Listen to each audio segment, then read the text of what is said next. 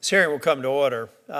Just for housekeeping, before I do my opening statement, we are going to have votes beginning at, I believe, somewhere between now and 2:45. I've instructed the cloakroom, unless my vote is needed to break a tie, that I don't intend to recess the hearing, so we'll charge through. But if I have to leave, it is, in fact, because I need to break a tie. Don't anticipate that. And I know that you all put a lot of work into this preparation, and I want to show you the utmost respect of not having your testimony in these discussions to be interrupted. Today we discuss a topic that I think in my time here has been often confused and mischaracterized, and I actually believe it's one of the most important issues facing our country today in the patent community. It's the topic of patent eligibility reform. The long overdue need for patent eligibility reform is one that if left unaddressed, will cede America's well-earned title of the global innovation leader and global intellectual property rights leader to other communities. Can't let that happen. And under my watch, which incidentally is over the next 452 days, it will be one of my top priorities in my office. The sad part about the potential loss of our, what I believe, championship status in the IP and intellectual property protection community is foreign governments like the CCP are actively working to undermine our IP system.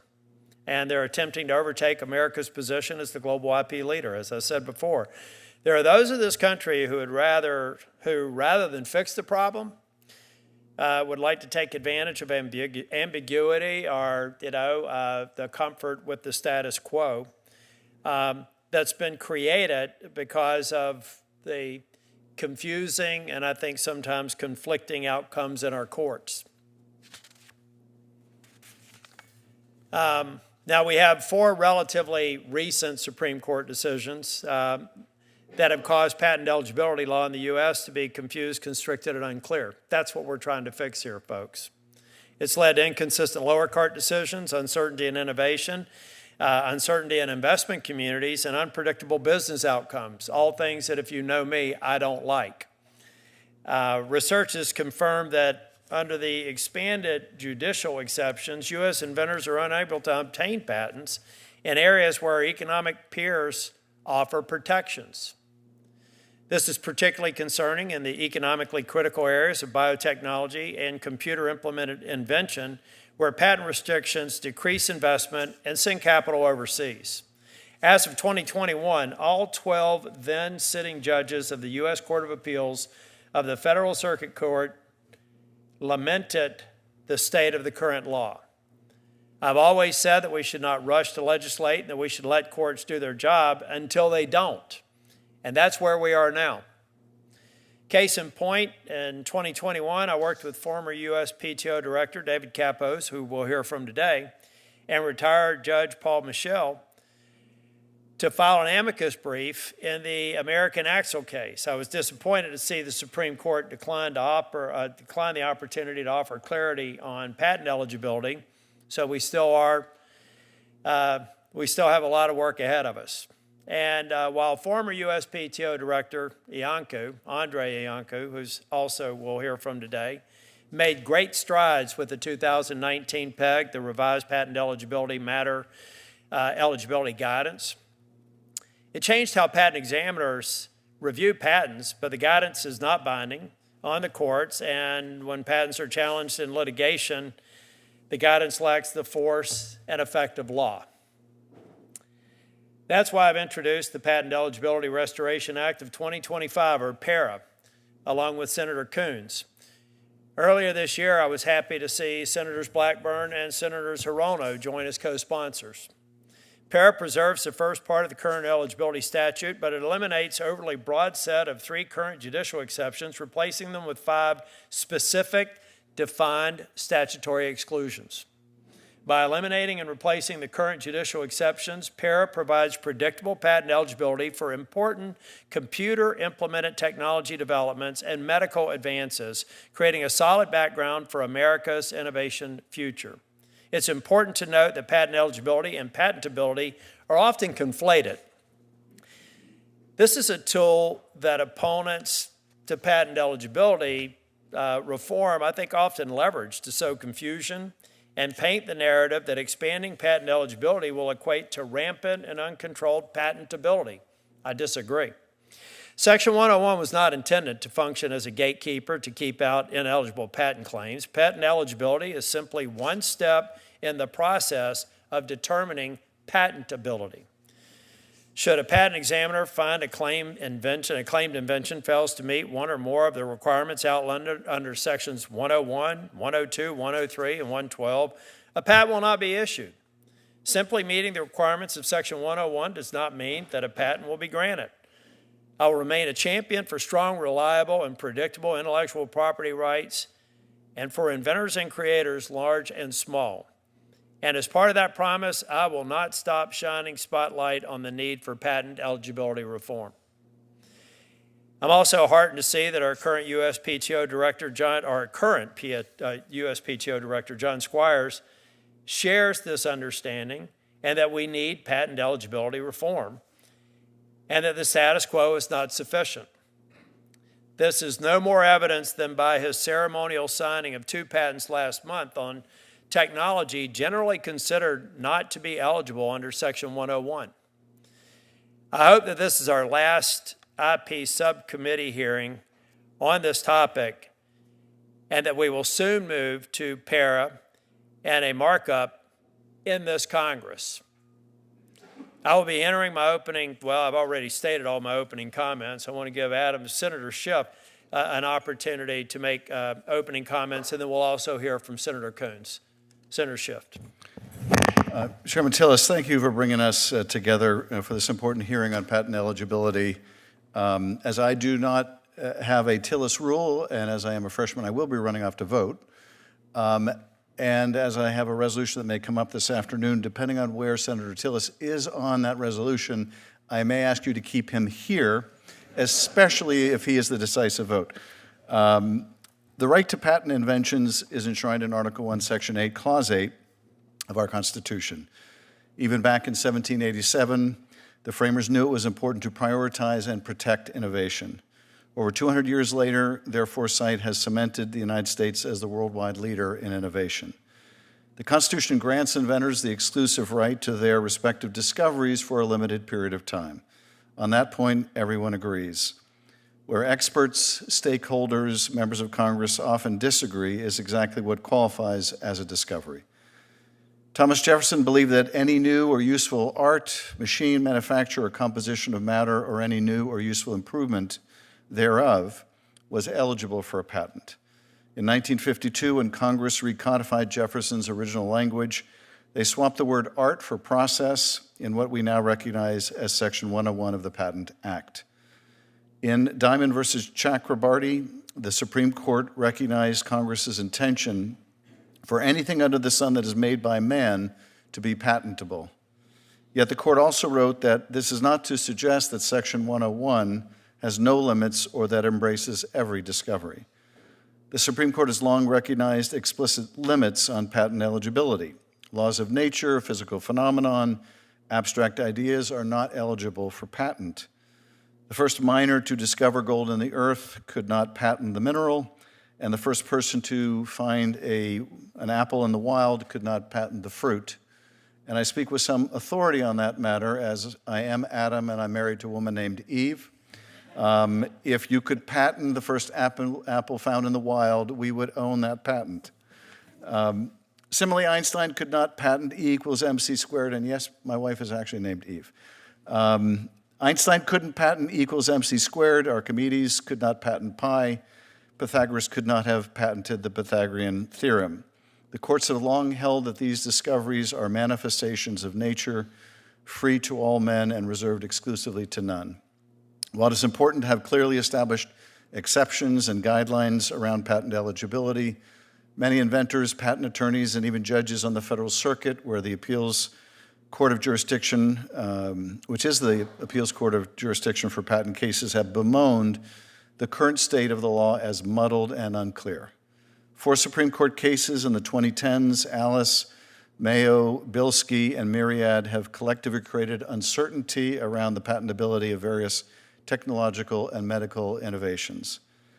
In the middle of the artificial intelligence technological revolution, clarity and stability around the proper interpretation of Section 101 is necessary to ensure that America continues to win the international innovation race. It is equally important that biotechnology companies have clarity as they work to invent life-saving medical diagnostic tests and other treatments. As members of Congress, we must ensure that we are striking the right balance. If algorithms or technological inventions that simply duplicate pre-existing processes on a computer or on a chip are patented, it could have the reverse effect of stifling innovation rather than encouraging it. Similarly, if one company is able to monopolize a medical diagnostic test without guardrails, that could lead to less patients receiving proper treatment as opposed to more. It's our job to figure out the proper balance between encouraging investments in innovation and ensuring that as many Americans are able to reap the benefits of that innovation as possible. I look forward to hearing our witnesses today and learning more about the current state of patent eligibility law in the United States. I look forward to exploring the steps that we as members of Congress can take to bring much needed clarity to the law, and I want to express my gratitude again for Chairman Tillis and Senator Coons for taking on this extremely important but complex issue, and I yield back. Thank you, Senator Schiff. Welcome to the witnesses, and thank you for the time that you've put into preparing for the hearing. We'll introduce you all and then ask you to, or give you an opportunity for opening statements. Mr. Cohen serves as a Senior Technology Fellow at the Asia Society of Northern California and at the Asia Society Policy Institute located here in Washington, D.C. Mr. Cohen previously served as the first USPTO representative in China and as USPTO Senior Counsel. In total, Mark has 40 years of private, public sector, in-house, and academic experience in China. Director Andrei Iancu serves as a partner at Sullivan and Cromwell, LLP, and is a former Undersecretary of Commerce for IP and Director of the U.S. Patent and Trademark Office. Mr. Iancu has decades of experience representing plaintiffs, defendants in IP matters across the technical scientific spectrum. While director of the USPTO, he established the 2019 patent eligibility guidance, which made great initial strides at providing clarity in the eligibility space. Mr. Kappos serves as a partner at Cravath, Swaine, and Moore, LLP, and is former Undersecretary of Commerce for IP and Director of U.S. Patent and Trademark Office. Mr. Kappos covers a wide range of complex IP issues, including those pertaining to blockchain, crypto assets, and fintech, as well as cybersecurity and data privacy. As Director of the USPTO, he led the agency in re-engineering its entire management and operational systems, as well as an engagement with the global innovation community. I get really excited when you do things like the entire management and operational systems. That's what I used to do for a living, Mr. Kappos. Thank you for doing it for the USPTO. And Mr. Lemon serves as Vice President of Legal Affairs at the National Retail Federation. Mr. Lemon oversees federal, legislative, and regulatory advocacy on a wide range of IP and commerce issues. Earlier in his career, Mr. Lemon spent nearly 7 years with the U.S. Senate Judiciary Committee, serving under Senator Mike Lee. Welcome, Mr. Lemon. Mr. Cohen, we'll start with you and go down the aisle, or down the desk. Okay, thank you very much. Mr. Chairman, ranking member, and members of the subcommittee. By the way, before I get started, I should say it's at the chairman's discretion to swear you in. I generally don't swear you into these committees, and a lot of that has to do with all of the feedback that we get back later on. I know you're going to be honest, and all the people watching, either here in the room or on C-SPAN, are going to take you to task if you go too far off strategy. So now you can start, Mr. Thank you. I feel much better now. Thank you. Thank you for inviting me to testify on patent eligibility issues. I applaud the committee's efforts to look at other markets, such as China, in evaluating the need for para. Needless to say, the opinions expressed here are my own. My point today is that the United States has created uncertainty in its rules on patent-eligible subject matter during a period where China has steadily broadened and clarified its laws. This divergence has been to China's distinct advantage. Since the Chinese patent law's passage in 1984, China has amended its patent law 4 times. Between revisions, it has used detailed guidelines, pilot programs, and local experiments to continuously adapt to new technologies and challenges. In other words, China has continuously used the patent law as a tool for technological catch-up and competitive advantage. In the USA, judicial decisions, which were just noted, have produced an eligibility test that is vague, unpredictable, and inconsistently applied since the period from 2010 to 2014. The Patent Office has tried to provide clarity with guidelines, but it cannot overcome judicial interpretations. Courts, the PTAB, and the USPTO reach inconsistent outcomes. Entire industries, particularly in such areas as diagnostics and software, face higher uncertainties, including risks of patent invalidation. These developments have had documented long-term impacts. We have been living through a natural experiment for the past dozen years since the Supreme Court narrowed eligibility. During this same period, China has expanded eligibility in emerging technologies through bright-line technical solution tests, producing a surge in filings and investment, both domestic and foreign. This divergence lets us compare outcomes under different legal regimes and shows that eligibility rules are not merely academic, they shape national competitiveness. How has China moved to expand eligibility? In 1992, it added pharmaceutical protection that had previously been excluded. Human diagnostic methods, which are statutorily ineligible, can be redrafted into allowable product claims. In 2019 and again in 2024, China updated its guidelines to broaden protection in software, AI, big data, and even stem cell research. Examiners are told to consider the claim as a whole and focus on the technical solution. This approach in general makes patenting more predictable. AI patent growth underscores these differences. In China, AI patent filings grew from roughly 59,000 in 2019 to nearly 189,000 in 2024, more than tripling in 5 years. By comparison, US patent filings during the same period were essentially flat, between 31,000 and 35,000 annually. During this same time, CNIPA, that is Chinese Patent Office, has also twice revised its examination guidelines to make clear that computer-executed information processing methods remain patent eligible and to emphasize the requirement of a technical solution. In the United States, AI patents remain vulnerable to unpredictable abstract idea challenges under Alice, although despite their low number, they do tend to have a higher citation value on the US side. Diagnostics during COVID provide a further cautionary tale. Since the Supreme Court's decision in Mayo, the Federal Circuit has held that virtually every diagnostic method claimed to be ineligible. Empirical analysis has concluded that in the 4 years following Mayo, venture capital investment in diagnostic technologies in the US was nearly $9.3 billion lower than it would have been otherwise. As another example, although American innovators filed many COVID-related diagnostic applications, eligibility uncertainty discouraged commercialization and private investment. The United States thus entered the recent pandemic with stronger support for vaccines than for diagnostics. Another point concerns retroactivity. In the US, patents obtained in good faith can later be invalidated under new judicial standards. In China, by contrast, the law presumes against retroactivity, while permitting retroactivity in narrow cases to enhance rights. This stability also encourages longer-term investments in key aspects. My lesson is not that we should copy China. Rather, we need to recognize how our competitors use their patent systems strategically, including to benefit their own industries and encourage investment. If our rules remain unclear, there's also the risk that investment and jobs will migrate from the USA to China or to other markets. I join Andrei Iancu in urging Congress also to provide active oversight of how eligibility standards are implemented, not limited only to patenting, but also to the full range of commercial and security consequences. PERA restores clear statutory baselines, preserves exclusions for laws of nature and mental processes, and removes unnecessary unpredictability.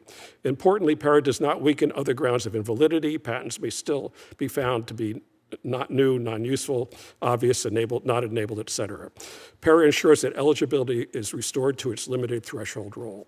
By passing a carefully worded PARA and by exercising ongoing congressional oversight, this committee will send a strong message that the U.S. intends to maintain a reliable, competitive, and predictable patent system, one that attracts investment, supports commercialization, and strengthens Americans' leadership in the global innovation economy.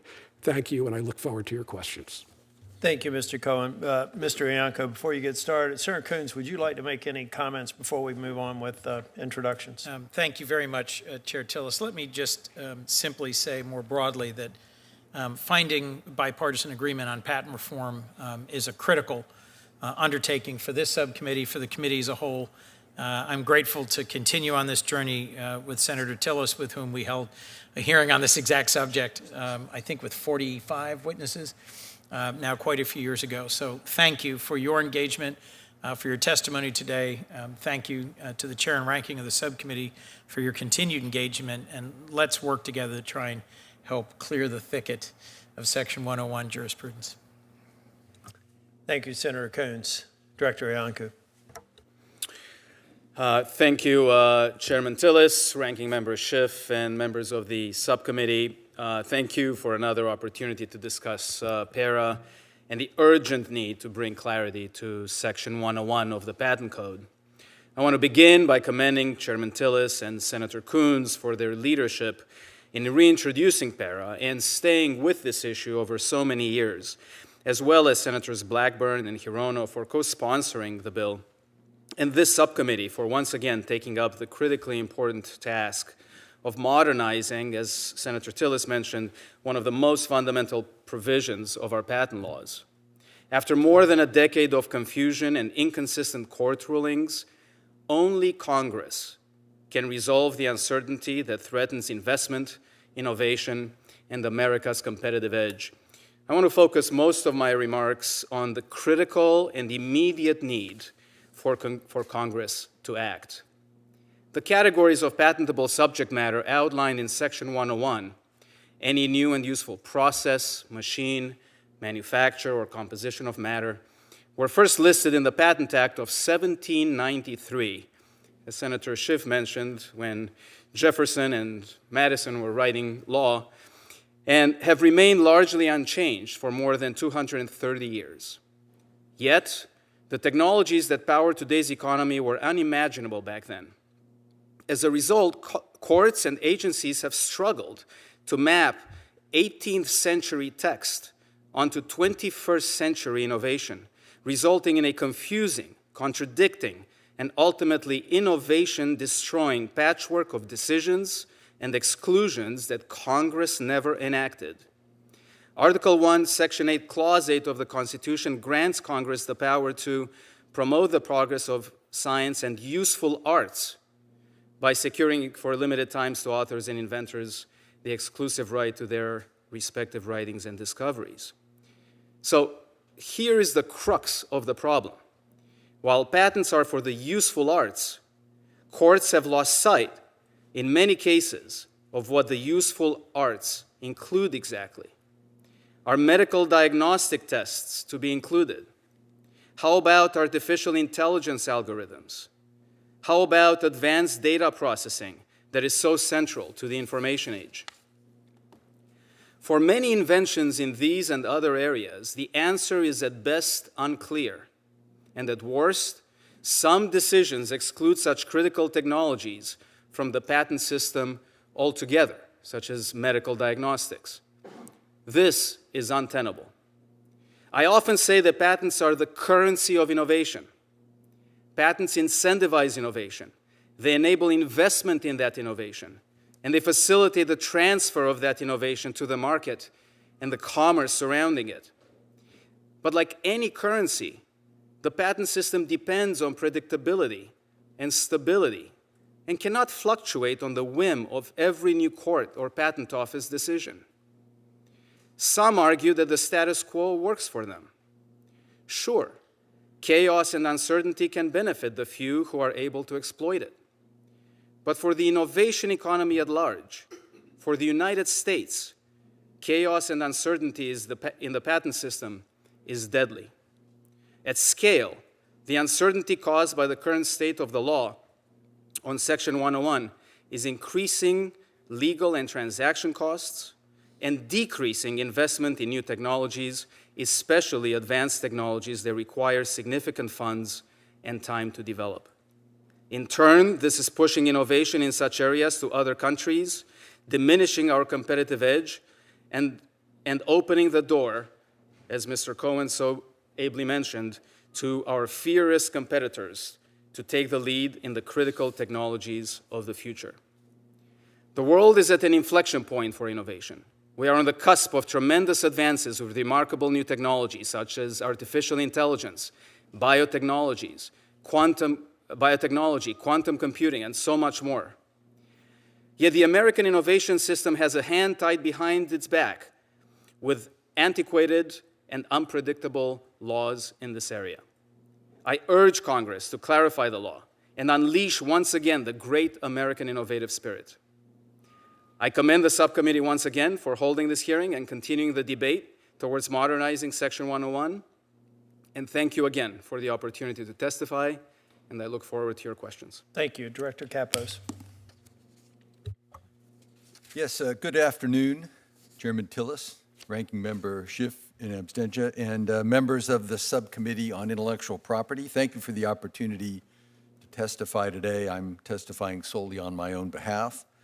I also thank new USPTO Director Squires, who in his first week in office took a stand in favor of broad patent eligibility, not once, but twice. It's encouraging to see the administration and the USPTO recognizing that patent eligibility in the U.S. is broken and aligning with broad eligibility as the solution. The U.S. is living with doctrinal chaos in patent eligibility. Over the past decade plus, stakeholders have endured a roller coaster of shifting rules with decisions that contradict one another and defy planning. When innovators can't rely on predictable eligibility rules, investment pulls back, R&D stalls, and opportunities are lost. That is the opposite of what a patent system is supposed to do. The consequence, we are driving valuable innovation into trade secrecy. When eligibility is unpredictable, the rational response is don't disclose, keep it in the vault. This marks an alarming return to practices not seen since the Middle Ages, when our courts shut the door on entire categories of invention. We drive inventors back to a closed-door mentality that impedes knowledge sharing and advancement. This concern is not merely theoretical, it's happening now. Firms are opting to protect innovation via trade secrets rather than patents. WIPO statistics between 2013 and 2023 reveal that the number of patent applications filed in the USPTO when controlling for increasing applications from China has decreased 2.5%. So in the era of 101 doctrinal chaos, the PRC is propping up a U.S. patent system that Americans themselves are avoiding. The solution, PIRA, applies three simple principles. If an invention fits within statutory eligibility categories and has specific practical utility, it is eligible. Non-technological subject matter is expressly excluded, so no one can patent economic practices or wedding ceremonies. Eligibility becomes the gate, and the rigorous tests of sections 102, 103, and 112 do the rest. To be clear, restoring broad eligibility is not about allowing patents on ideas or bad patents or stifling basic research. It's about restoring coherence so that like inventions are treated alike, investors can underwrite risk, examiners can reach principled results when reviewing patent applications, and courts can adjudicate on stable footing. Under reformed Section 101, every invention must still meet the stringent tests of novelty, non-obviousness, and full disclosure. Weak or overbroad patents would still be rejected, but for the right reasons, not through an unpredictable, distorted Section 101. A reformed Section 101 would also enable the USPTO to provide its examiners with stable, well-grounded examination guidance, which has proven impossible under the current framework. In the absence of clear law, the USPTO has resorted to shifting guidance, lacking lasting clarity, causing patents issued under one set of guidelines to become invalid under the next. With clear statutory foundation, the USPTO can provide consistent and legally compliant guidance for innovators and patent examiners. Now, I appreciate concerns about unintended consequences, such as frivolous patents or litigation abuse, but Congress fixed those problems with the AIA, and recent data shows that the USPTO is doing a good job preventing the issuance of weak patents. The greater risk lies in inaction. If we do nothing, we continue under a regime that virtually no one thinks is working. Even those who benefit from the current doctrinal chaos cannot defend it as clear and practicable. I'll end with a simple truth. Innovation that is never realized because our system failed to encourage it is an incalculable loss.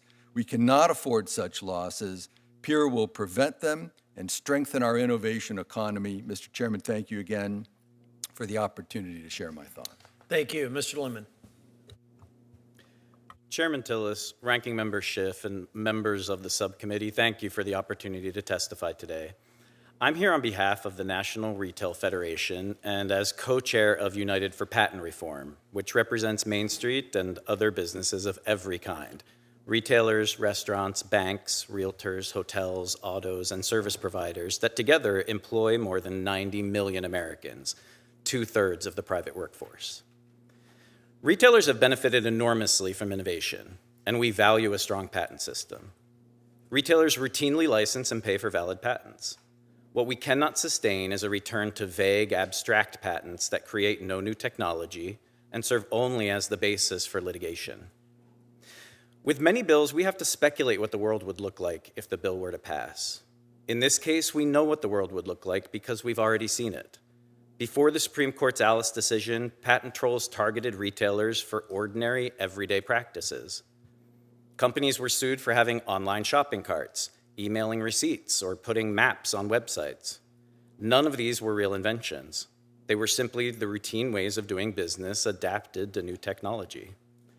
Yet the cost of defending even one of these cases could be millions of dollars. And for many small and mid-sized retailers, that meant settling claims just to survive. This problem follows a familiar cycle. Each time a new technology emerges, opportunists rush to repackage ordinary practices as if they were inventions. First came the computer wave, where routine tasks were suddenly claimed as novel because they were, quote, done on a computer. Then came the internet wave, where those same practices were said to be inventive simply because they were, quote, done on the internet. The same thing happened with smartphones. Now we are seeing the beginnings of a fourth wave, patents that claim routine business functions that are, quote, done with AI. None of these waves created new technology. They created lawsuits. The Alice decision restored balance, allowing courts to throw out weak patents early and stopping years of wasteful litigation. The result was that retailers could adopt new technologies with confidence. Trolls brought fewer cases, and hundreds of bad patents were invalidated. Most importantly, real innovation did not suffer. Investments in e-commerce, apps, and digital tools has only grown since Alice. PARA would undo that progress. It would reverse Alice and 170 years of settled case law, bringing back the very patents that created chaos in the first place. Proponents of PARA argue that Alice created uncertainty, but the evidence shows otherwise. In reality, it is PARA that would create uncertainty by sweeping away decades of settled law. The impact would be felt across Main Street and ultimately by consumers. Before Alice, even a small business using an off-the-shelf reservation system or a simple online portal could be threatened with a patent lawsuit. After Alice, many of those cases disappeared. If PARA is enacted, they will return. And every dollar businesses spend fighting frivolous lawsuits is a dollar they cannot put toward lowering prices, hiring staff, or improving service. For consumers, PARA would act like a hidden tax, raising costs at a time when American families can least afford it. To be clear, Main Street still has a patent troll problem. More than half of all patent litigation this last year was from patent trolls. And with the recent weakening of the PTAB at the PTO and an increase in anonymous third-party litigation funding, that problem has been getting worse. Allow me to give you a recent example of the patents that caused problems for Main Street that Alice addressed. An LLC called Cascades Branding has a patent filed in 2007 that claims the following. A company logo appears on a device, the user taps the logo, the device identifies the user's location, and then it shows nearby stores for that brand on a map. For nearly 14 years, more than 30 Main Street businesses were sued for infringing this patent, including Lowe's, Chipotle, Target, Hallmark Cards, GameStop, Capital One, Best Buy, Marriott, and Aldi. Only recently did the Federal Circuit finally strike it down under Alice. That decision protected retailers and consumers from many more years of wasteful litigation. If PARA passes, patents like this one will come roaring back. On behalf of retailers, auto manufacturers, bankers, home builders, hotels, realtors, restaurants, startups, tech, and telecom, I urge the subcommittee to preserve the balance and fairness that Alice established and to reconsider moving legislation that would take us backward. Thank you, and I look forward to your questions. Thank you, Mr. Lemon. I should have mentioned most of you all have been in committees that I've chaired before. I see Mr. Blaylock already getting his notes ready for the second panel, but I do a kind of a debate club format, so if any of you want to challenge an assertion or a comment that was made and in the opening statements, I'll give you an opportunity to do that. But since Senator Coons is here, I'm going to let him go ahead with his questions in case he needs to go back to another vote. No, I'm fine. Thank you so much for your real and sustained partnership in this important area, Senator Tillis. Mr. Lemon just asserted that Alice did not create chaos. In fact, Alice produced certainty, protection from widespread lawsuits based on a weaker, improvidently granted patents, and predicted that if PARA were to be adopted, a whole new wave of patents would be improvidently granted, sort of AI applied to any typical business practice, and we would return to a period of widespread poor quality patents. As former PTO directors, Mr. Kappos, Mr. Iancu, any response, any comment? Is that how you view Alice, and is that why you think PARA would be valuable or invaluable? I'd just be interested in engaging with the argument he just made. Yes, well, thank you for the question, Senator Coons.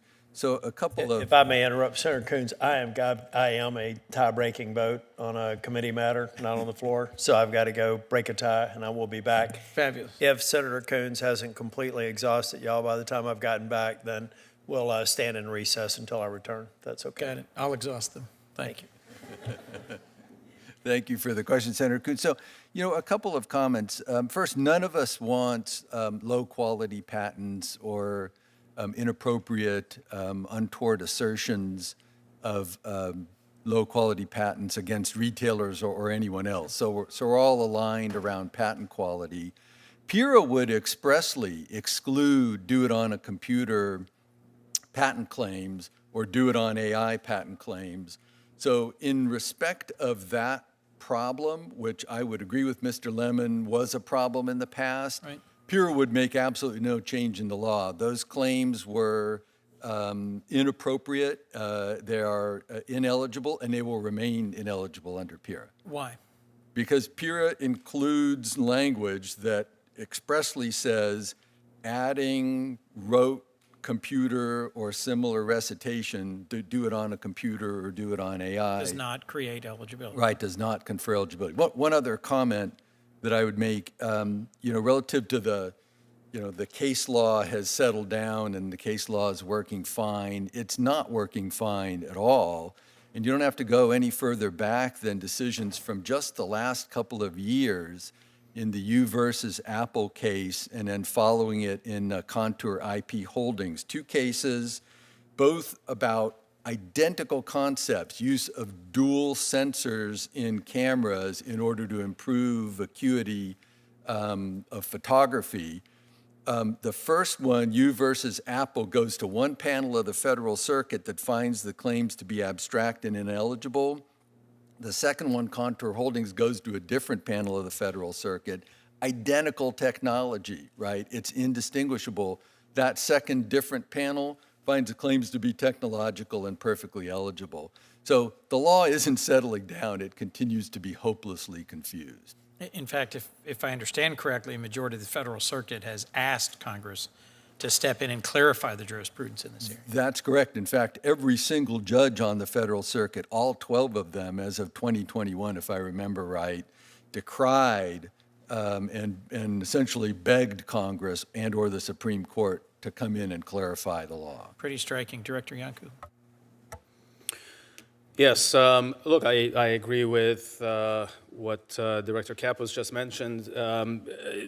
Let me just emphasize a particular point in response to Mr. Lemon's testimony. Mr. Lemon is primarily concerned with what he called vague patents that protect no new innovation. And certainly I agree that we don't want vague patents. We don't want patents that are not on new innovation and the like. No debate there, dispute there at all. We certainly don't want frivolous lawsuits on such, on patents that shouldn't have been granted and so on. But those are different questions from eligibility. It's a very important fundamental point to understand the distinction between eligibility and patentability. Just because some technology is eligible for patent does not mean that the patent office should grant a patent after all this examination is finished through all of the statutory requirements. If we see an application with vague claims, those should be rejected under Section 112 that specifically require claims to be claimed with particularity. If we see claims on something that's not new, those should be rejected under Section 102 that require novelty. Or even if they're obvious, they should be rejected under 103, which require applications to be, or claims to be non-obvious. The problem we have had over the past several years is that courts have conflated these various statutory schemes. And I suspect that the variety of concerns and the patents that Mr. Lemon addresses as concerning to his members, if there's a problem with them, that could be addressed under the other sections of the law. As I believe you explained to me many years ago, Director Iancu, 101 was meant to be a very coarse filter, and then each of those successive provisions of the Patent Act to be finer filters that say obviousness or particularity. And the current jurisprudence has conflated those and has reached back to 101 to invalidate patents that could or should have been invalidated under other tests. That's correct. And because of this confusion, because we're applying concepts such as newness to Section 101 for eligibility, or concepts of vagueness, which should be Section 102, we are applying those to Section 101. We've lost track as a result of the real tests that have to be applied under the proper statutory framework. Look, examiners at the PTO and courts know how to do a novelty analysis under 102 or an obviousness analysis under 103. They know how to do a vagueness analysis under 112. Those, over many years, decades of precedent, that type of analysis is well established. What gets confusing is when you're supposed to do these types of analysis under 101 when there is no framework established for doing that analysis, and you don't need it because you have these other statutory schemes. Thank you. Mr. Cohen, my sense is that you testified about how innovation isn't possible without strong patent protection and how uncertainty in the law of patent eligibility threatens innovation in a way that actually creates a national security threat. Help me understand, I missed your opening statement, I apologize, what you see as the national security threat and why that particularly is focused on or heightened by the lack of clarity on patent eligibility jurisprudence? Yeah, well, these days people more and more are conflating trade issues or IP issues and national security issues, and sometimes a little bit too generously. But I think in this area there are genuine national security concerns. When we're talking about emerging technologies, there's a significant overlap with technologies where there are patent eligibility issues. And in recent years, we've see a great more of civil-military fusion. That is, civil technologies that can be rapidly adopted to military applications. Drones, for example, that you can go play with them in a park, or they can be a tool for warfare. So the ability to obtain patents in technologies where it's fruitful to disclose, but it provides a leg up for the innovator, perhaps also to innovate in the security context as well, is critical to develop the revenue stream to support that kind of R&D activity. That's just another aspect of having an effective patent system that they have in emerging technologies. They can have a national security application. Have you seen innovators, companies abandon patenting in the U.S. system and instead seeking patent protection in China or Japan or the EU? Well, Adam Mossoff's article is probably the leading article on this. He's identified, I think, about 1,300 or so patents that were granted in the EU and or China that were denied in the U.S. on eligibility issues. And there is also other anecdotal information on specific patents. Whether we've seen migration of investment from the U.S. to China or migration of talent is a little bit harder because there really isn't that much research, frankly, on this topic. There's Adam's research. There's Robert Taylor, who interviewed investors in startup enterprises, and he was looking at the availability of patents, and he found it across technological sectors, software, diagnostics, and other areas.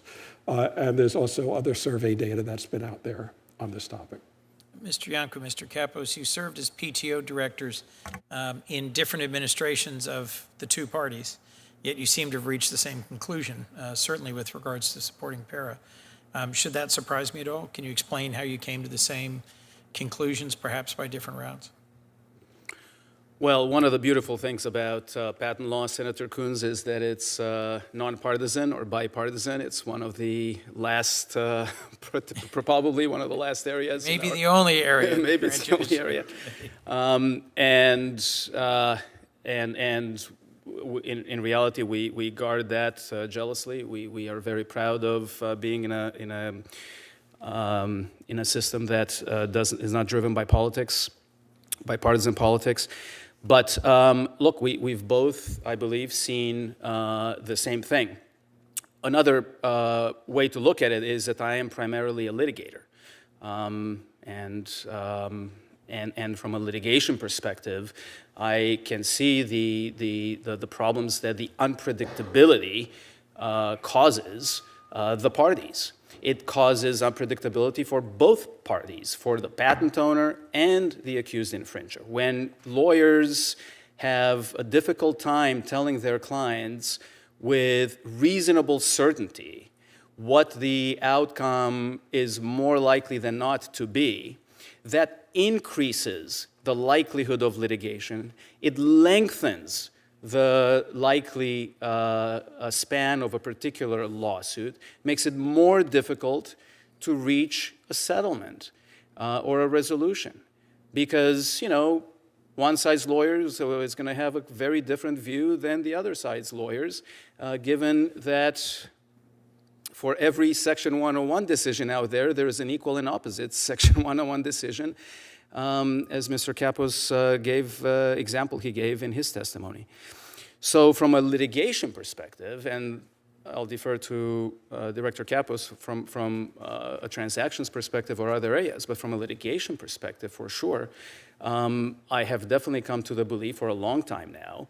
It was one of the main reasons I wanted to go to the patent office some years ago, was to try to address this issue and try to bring some clarity. Mr. Kappos, in the transaction perspective, is it your sense that this has driven down investment in several different frontier technology areas in the United States, the lack of certainty, the litigation risk, the inability to say, yes, if we invest more in this field, we'll be able to get a patent and we'll be able to defend it, and thus we'll be able to achieve a certain market progress? Yeah, that's exactly right, Senator Coons. And I'll give you a few examples. So in my practice, which is very much transactional, so helping investment to come to great ideas, whether it's in an academic to small company context or large company context, what I hear and what I have to advise in connection with eligibility is if you can avoid the patent system, avoid it, because it's not predictable, it's not dependable. So I'll give you a couple of quick examples. Wealthy investors from North Carolina seeking advice on investing in a great company making retrofitting automobiles with crash avoidance systems based on patents. When I looked at them, I quickly assessed extremely vulnerable to Section 101. So my advice had to be invest in this company and make them grow if they've got great leadership, if they've got great trade secrets, if they've got network effects. But I cannot advise you to make an investment based on their patent position because it is very, very vulnerable. Result, no investment, company goes out of business. That's absolutely what happens. One other quick example in another field, in New York, where I normally live and work, meeting with venture investors and private equity funds. And in those rooms, right, they will move very quickly once they are told by lawyers that an invention is likely to be ineligible for patent protection or a patent is likely to be invalid. And again, as a quick vignette, I was taken aside by a managing director at a private equity fund after we had a long meeting about eligibility for patent protection. And he said, listen to me, Sonny, my job is simple. When I leave the office at the end of the day, I have to have more money for my investors than I had at the beginning of the day. And if you smart people can help me do that by virtue of a strong and effective and reliable patent system that you can tell me produces eligible inventions that can be patented, fine. He said, otherwise I'm going to invest in pork bellies. And these are guys who move billions of dollars. So you can imagine, right, those meetings are happening all over the country, and they are not good for this eligibility discussion. That's a lot of pork bellies. Last question, if I might, or you just, Mr. Lemon, because I've given everyone else a chance. You may not agree with PARA, but are there other bills you think Congress could or should take up and pass that would help strengthen our IP system? I appreciate the question, Senator. Retailers in Main Street, as I said, are very invested in the success of the patent system. And while we may disagree on some of the proposals that have come out of the subcommittee, we do think that there are areas where lots of work can be done. In the area of third-party litigation funding, we see a lot of significant concerns there among all our broad membership. We would love to see the committee talk more about that. We have issues on the retailer side with customer stays that sometimes are denied in cases where we think that they should be approved. And so we're interested in talking about proposals to help make sure that there's a presumption of a customer stay when the manufacturer steps in to take the case. So I think there are lots of areas where we can work together to improve the health of the system. Thank you, and thank you to all the panel members. Thank you, Senator Childs. Senator Coons, I want the record to reflect that this 65-year-old made it to the Capitol and back, cast 3 tie-breaking votes in less than 10 minutes. You are, as ever, overperforming. And I'm looking forward to getting a readout on the questions that Senator Coons offered. I was in a discussion about a month ago with someone who was very focused on trade policy and actually very supportive of the administration's current posture on trade policy. I have some reservations in some areas, generally okay with what he's doing. But what I found interesting about this discussion with this economist is that, I don't he made the comment that, well, I'm not accounting for, I'm looking this purely through the lens of the aperture as a trade expert. Of course, I'm not taking into account geopolitical factors and other things that may influence, may require you to throttle back on one policy or another, because it's not just about a discrete transaction. I feel the same way here. I feel that some who may be opposed to what we're trying to do with PARA are not realizing that I'm not only trying to work on patent eligibility, but I'm also trying to counter geopolitical threats. And so that has to be a key driver for me. It can't just be about the atomic considerations within the retail industry. That's important to me, of course, and it's not lost on me how important the industry is nationally and in North Carolina, but I also have to account for future threats that could ultimately even affect the retail industry if we don't get it right, if we lose our innovation advantage. So Mr. Cohen, I want to start with you. Let's say that this just as a non-starter doesn't get done. The 800-pound gorilla is China. Tell me what the future looks like and what we stand to lose if we just allow ourselves to fall into second or third place as an innovation economy. Well, this is the issue that keeps me up at night. And unfortunately, the data we have does not suggest that the current direction is going positively. I mean, the Australian Strategic Policy Institute did a study that showed that China was dominating in roughly 90% of all the critical technologies. ITIF here in Washington has also done a study of different sectors, which also show Chinese dominance. China is also increasingly coming to a position where they're not only a follower of other countries, but they plan on making their own policies in their own interests, which is to be expected. And in areas where there are critical technologies, which China owns, which we're well aware of, like in electrical vehicle batteries, or in pharma, where China has become is an important outbound licensor. They've also taken positions that they're not going to share their technology. China is not going to replace the U.S.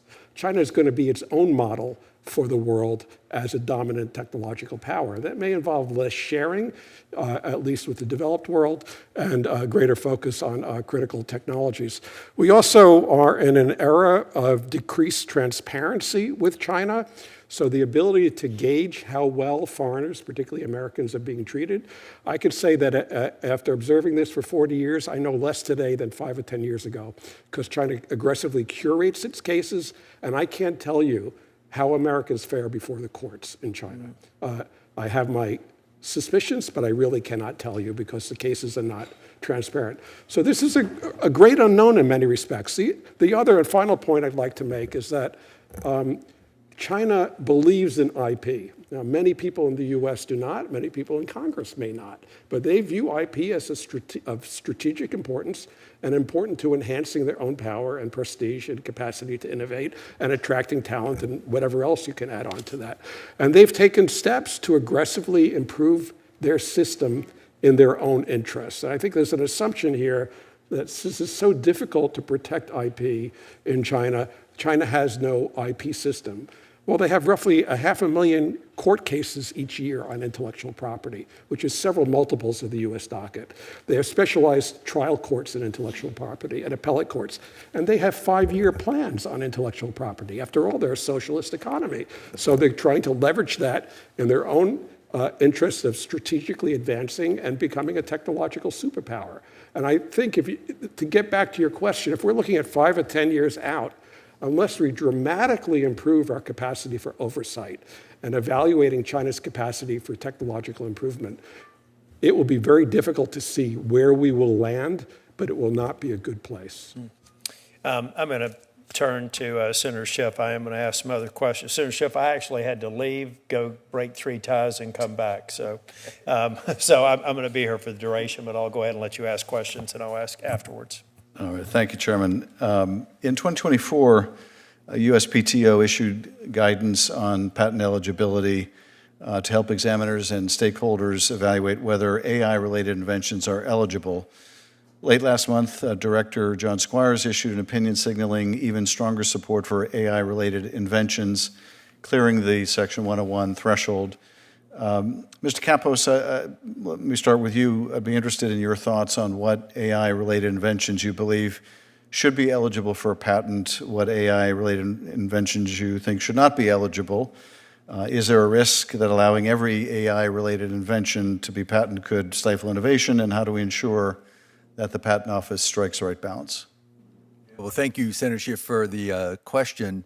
So first of all, I would tell you that I applaud the recent changes made to the USPTO's eligibility guidelines by Director Squires and I think also Deputy Director Coke Morgan Stewart before Director Squires got into his job. I think that they lend additional clarity and expansiveness to eligibility for AI-related inventions. I would echo some of the examples that you gave earlier, Senator Schiff, in terms of where the limit should be. Mathematical algorithms, mathematical formulas equals MC squared, pi, things like that, not eligible. They never were. They wouldn't be under PIRA. They shouldn't be, even if implemented or somehow related to AI. But practical applications of them, use in advancing computer technology, broadly stated, absolutely should be eligible. And the much more suited tests of sections 102, novelty, 103, obviousness, and 112, written description, are the tests that always did and should be returned to their role of doing the heavy lifting to determine what gets patented and what doesn't. Well, thank you. Let me turn, if I can, to the diagnostic test issue. Ms. Cohen, you made a compelling argument regarding the lack of patentability and therefore the lack of investment. I'd be curious whether any of you want to share a counter-argument. What is the case to be made for the lack of patentability? Is this just the courts getting it wrong? Is there a different balance that should be struck? What are the trade-offs here?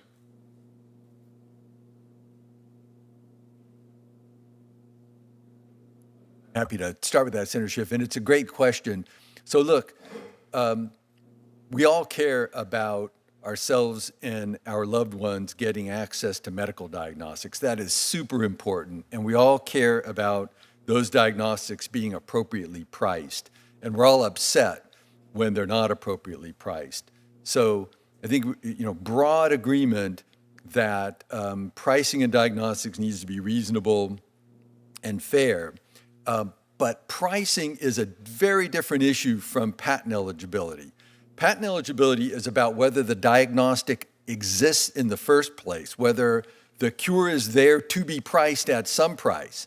Once the cure is there, once the patent system has done its job and broad eligibility has incented research and development and moving that through the FDA clinical approval process to make a diagnostic or drug available, fine, we should have very tough discussions about pricing, but we need to put them in totally different categories because the diagnostic that doesn't exist because the incentives weren't there might as well be priced at infinity. Anyone have a different view? No, but I don't. I suspect on the next panel you'll find at least one witness who does. But Senator, one point I want to add to what Director Kappos just said is the bottom line is currently de facto under the court rulings, various court rulings, there are no patents on diagnostic techniques in the United States. And one has to ask, who made that decision? If the United States decides not to protect by patent such a huge area of, an important area of technology, it seems to me that that needs to be subject to debate in this body and decision in a democratic way in this body. That is why, in my view, it is so important for Congress to return to legislating here, where it hasn't done any since 1793, to address issues just like this. My personal view, and all my testimony today is just my own personal capacity, is that diagnostics are critically important technology, and we want to incentivize innovation in that area, an investment in that area, to bring more and more such new techniques that cure patients, treat patients, and overall increase improve the human condition. That's my view. And for that, you need to have patent eligibility in that space.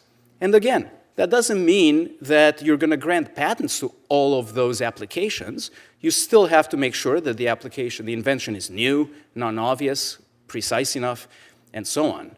But at least from an eligibility point of view, I don't think Congress has ever said that the United States should exclude that area of technology. Thank you, Chairman.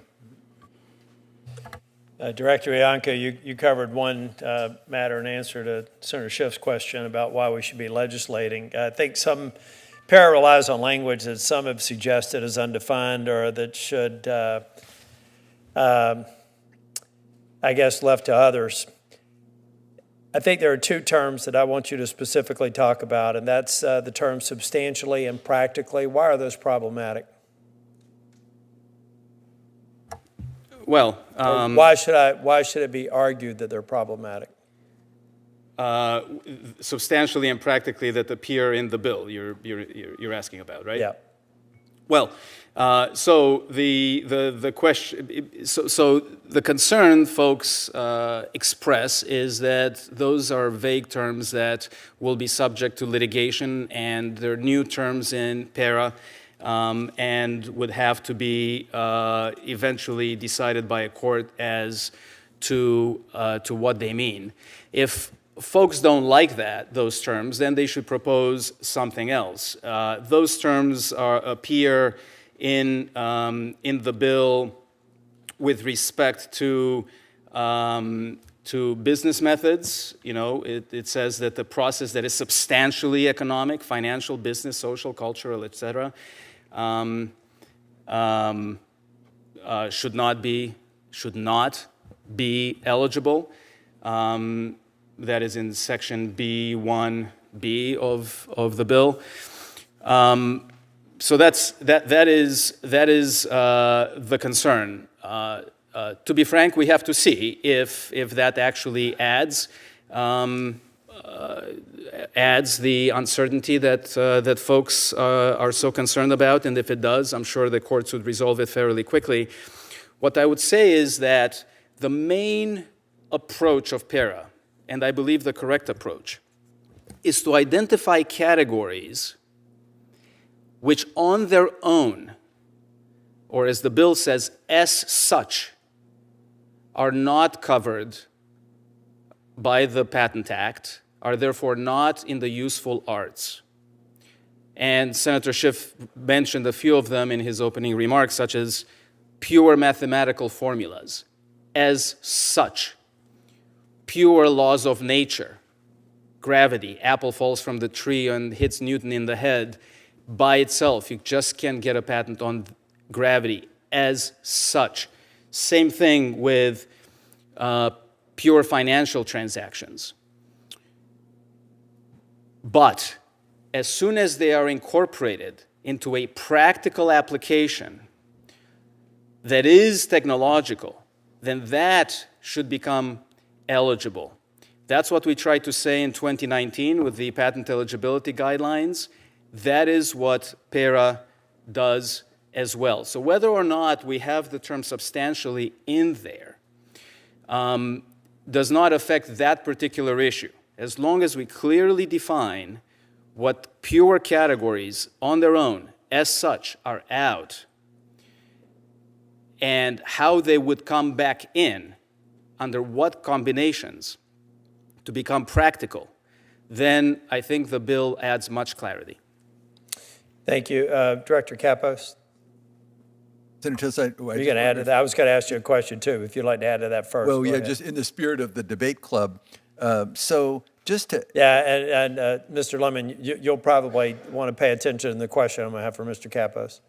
Just to add, so in a patent system that accommodates all manner of technology, there are some things that are going to be matters of degree, right, not matters of kind. And the words substantially and practically accommodate that. They put in the hands of fact finders and adjudicators of law, judges, some amount of discretion to be able to exercise judgment. That's what those words are about. There's no way to have a patent system and a set of laws around a patent system that accommodates and leads to fair results across all of the issues that come up without having some requirement for judgment on degrees, right? So something is substantially in the business domain, yes, that is going to require some amount of judgment by judges at points, and practically about a business method or not is going to require some judgment to be applied by judges.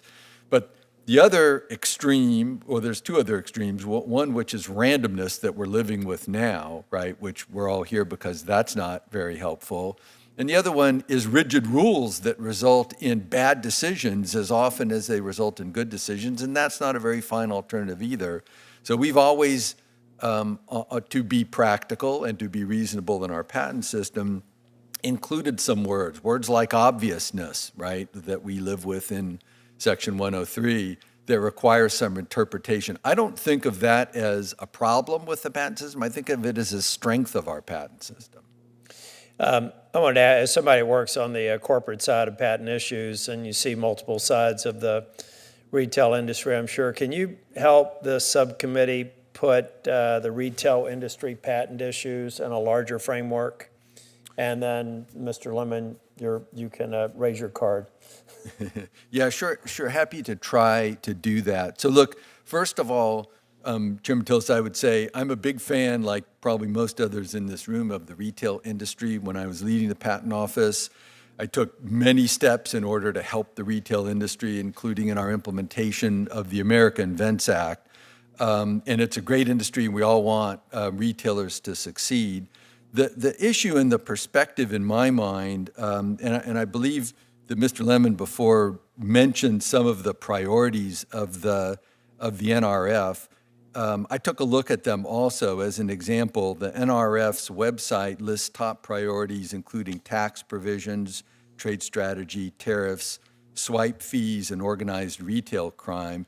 It doesn't mention nuisance patent litigation as a top priority. It doesn't even mention anything about patents as a top priority. In fact, it doesn't mention patent litigation at all as any priority. So I'm sure there are some nuisance suits, but they're not mentioned as a priority at any level. So looking at that, I took a look then at the SEC filings, the 10Ks, of the top 20 and the bottom 10% of the retail industry.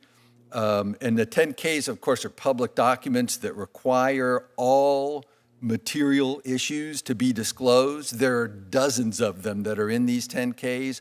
I couldn't find any of them, any of these companies that list nuisance patent litigation as a material risk factor. Slip and fall incidents, all these other ones that are mentioned here, retail fraud, et cetera, are mentioned. Nothing about nuisance patent litigation. In fact, only a very few of them mention patent disputes at all, some of them on the offensive side, companies that are trying to assert their patents. So I come away from that feeling like objectively, if you put this all in perspective, right, the retail companies themselves, the large ones and the small ones, are not listing nuisance patent litigation or any patent litigation as a major threat or a material issue for their business. So sure, we all would like to see less nuisance litigation of all kinds, slip and fall suits, employment suits, et cetera. But it just does not show up on an objective basis, just looking at the 10Ks and the statements made in websites as a material issue. Mr. Lemon, I'm happy to have you respond, but I also want to make sure that you know that I have been pushing on third-party litigation funding, and at a minimum, I mean, this has become an industry that's highly disruptive. Sovereign wealth funds are investing in the U.S. and $2 billion, I don't know if you follow Camp Lejeune Toxics alone, $2 billion in third-party litigation funding. All I'm asking for is if they win, they at least pay ordinary income like the victims have to. But if you got ideas on other things that I can do to bring these folks to the table, that there's a need for some of this litigation, but now it's just become another investment option for people who couldn't care about the victims. So know that we're on the same page there, but you can go back to Mr. Kappos's comments if you wish. Well, I appreciate that we're on the same page on that. I think retailers do care about patent issues. I mean, that's why I'm here. I'm here at the behest of my members. So retailers many are large, complicated organizations that have lots of issues that they care about. And patents is one of them. I think part of what the breakdown is in where we're coming at this issue, we all agree, and I was happy to hear the other witnesses while you were both absent, they recognize that they don't want low-quality nuisance patents either. So that the goal is not to increase low-quality nuisance patents or nuisance lawsuits. From the retailer perspective, on the practical impact side, we look at the language of the bill, and I will tell you that I have not spoken to a single company in any of the sectors represented by UFPR, which is the majority of the U.S. economy, that agrees with the interpretation that this will keep business method patents out. We expect the language of the bill to allow business method patents back in, and these are the exact ones that we get sued on. Now, the bill does provide specific exclusion for rote language, but what happens when you craft it in a way that doesn't use rote language and instead just applies technical jargon around the process they're describing, the non-inventive process, and they put technical language around it? That's what Alice said. You cannot put technical jargon around an abstract idea and make it patent eligible. Now, there's been a lot of discussion today also about the other sections of the Patent Act, saying that they will do the heavy lifting to prevent things from becoming patentable just because they're ineligible. What I'm saying is that wasn't the case before American Invents Act and Alice. Those sections were not doing the heavy lifting necessary to keep business method patents out. So our members were being sued on an innumerable number of these patents. And the other sections of the Patent Act did not do the work to keep them from getting patentable. So however you want to look at the entire act as needing some sort of reforming just this piece and hoping that the other sections somehow magically start to work better than they've worked in the past is not, on the practical side, going to be a good look for the most of the economy of the US. And the last piece that I'll say, thank you for giving me the time, is on the competing with China piece. From our perspective, PARA will not move us forward to competing with China the way that we're hoping. Because, one, when we relax standards for eligibility, which is what this bill would do, we are relaxing those standards for Chinese companies too. They participate. In fact, most of the patents granted by the Patent Office are to foreign entities. So we will be handing the keys to foreign Chinese companies to get lower quality patents that they can come and sue our members. And so we will be sending money to Chinese companies who will be getting these patents that we're hoping Americans will start to innovate more, but there's nothing to prevent Chinese companies from coming and taking advantage of that. Mr. Cohen, do you have any comments since China was invoked? Yeah, China's invoked, and I always wake up. I think the logic of Mr. Lemon's position is that we shouldn't have patents at all, because that way there won't be anything for Chinese to assert or others to assert. Or at least that's what it could easily be reduced to. We have to provide incentives for innovation in order to compete not only with China but with other countries throughout the world. The reality is that other countries manage this issue without the same kind of disruptions and fear that have been invoked already. Europe has a different test, but it hasn't encountered the same problems. And the Chinese test is really pretty straightforward and simple in terms of a technical solution to a technical problem with a technical effect, and that the issues involving mental processes of laws of nature are somehow integrated into that decision. And that's it. So it's not really an area that's of active debate for litigation. China in the US is not a major litigant.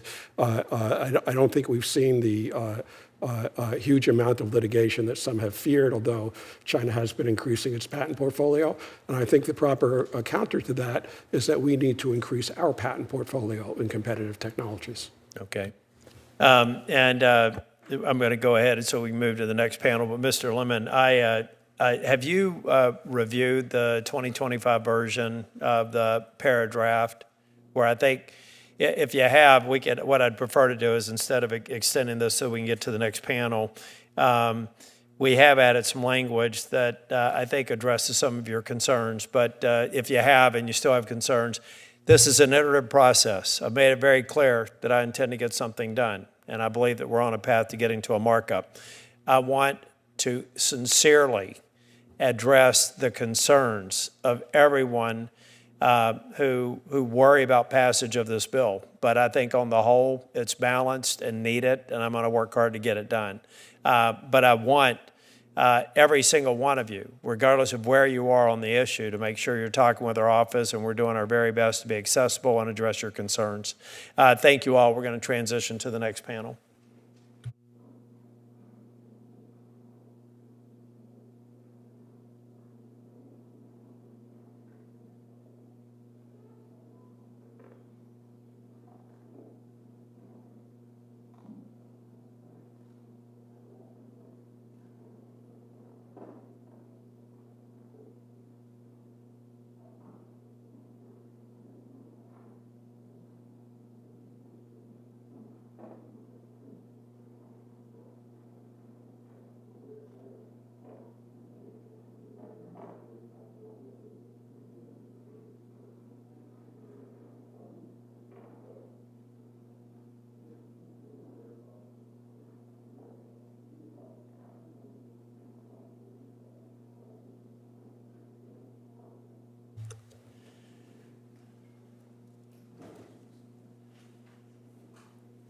Welcome to all the witnesses. Mr. Blaylock, I know that you know about my debate format, and I know you were taking copious notes during the opening statements and the entirety of it. And Ms. Peshin, I saw you also back there taking notes, so I'm looking forward to this panel getting started.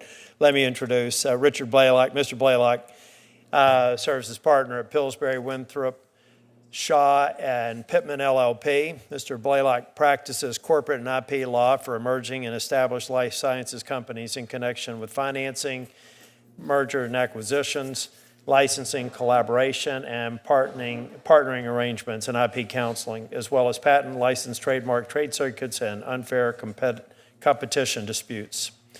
Mr. Caltrider, did I get that name right? Thank you. Mr. Caltrider serves as the Chief IP Counsel at Dana-Farber Cancer Institute. Mr. Caltrider advises on the complexities of a global patent landscape, including U.S. and foreign procurement, litigation, and licensing matters. Prior to joining Dana-Farber, he served as Vice President and General Patent Counsel for Eli Lilly and Company before retiring after 34 years of service. Ms. Peshin, did I get your name right? Serves as the President and CEO for the Alliance for Aging Research. Since 2012, Ms. Peshin has led the Alliance team in efforts to substantially increase federal investment in Alzheimer's disease and aging research, to develop Talk Nerdy, a research engagement network for more than 200 older patients, family givers, and researchers to advocate for equitable Medicare affordability and access. I love the Talk Nerdy initiative, by the way. Let's see, Mr. Salzberg serves as Vice President and Global Head of IP Affairs at Novartis. A seasoned attorney with over 25 years of experience, Mr. Salzberg has testified before committees of both chambers in Congress, has appeared before the World Intellectual Property Organization, or WIPO, and the World Health Organization, and the United Nations. He currently also serves as the president of the Federal Circuit Bar Association. Thank you all for being here. Mr. Blaylock, we'll start with you. Thank you, Chair Tillis, Ranking Member Schiff, and other members of the subcommittee. Thank you for the opportunity to address the topic of patent subject matter eligibility today. I'll focus my remarks on the consequences of the proposed Patent Eligibility Restoration Act, or PARA, for the life sciences. The U.S. is and has been at the forefront of a revolution in personalized medicine. This has been made possible due to the sequencing of the human genome, the drastically increased affordability of genetic sequencing technology, and most importantly, the robust and ongoing exploration of the human genome. Researchers across the U.S. and indeed around the world have collaborated to identify variants within the genome that correlate with certain disease states, increased lifetime risk of disease, and suitability for certain drug therapies. These variants, or biomarkers, are clinically measurable facts about a patient that can inform both a patient and the patient's doctor about health and treatment. New biomarkers are being discerned on a daily basis, and the current law enables this important work. Regrettably, PARA would slam the door shut on access to new biomarkers. PARA would allow the privatization of medical knowledge through the patenting of biomarkers and preemption of all methods of their detection, including any research or clinical use of them. Under current law, as articulated in a series of 9-0 Supreme Court decisions, even on the Supreme Court, patent law is bipartisan, correlations between biomarkers and clinically important patent information, natural laws in the parlance of Supreme Court jurisprudence, is not eligible for patenting. Thus, the discovery of basic facts about human biology are not patentable. Nor can they be made patentable by simply combining those facts with existing conventional technology for their detection. The state of the law is a consequence of the Supreme Court grappling over the decades with very real concerns about the negative consequences of allowing the preemption of basic natural laws through patenting. This state of affairs allows the entire research and clinical community to make use of this knowledge in advancing medicine and individual patient care, because no one can use a patent to bar or impair access to this information. It is also critical to recognize that the current law does not prevent the patenting of new and innovative technologies for detecting biomarkers. You heard former Director Iancu announce that the patents on diagnostic technologies in the U.S. are not allowed. That is just categorically false. Many companies continue to advance the field through the development of new diagnostic platforms that improve the range and efficiency of techniques for diagnostic testing in its myriad forms, and they are getting patents on these. Senator Tillis, you mentioned that Director Squires had recently signed a new patent relating to diagnostics. Perfectly fine. That is a patent that is directed to novel antibodies. There is nothing about the current law that prevents the patenting of new antibodies that may be useful in diagnostics. And so the current law does not impair the advancement of the diagnostic field.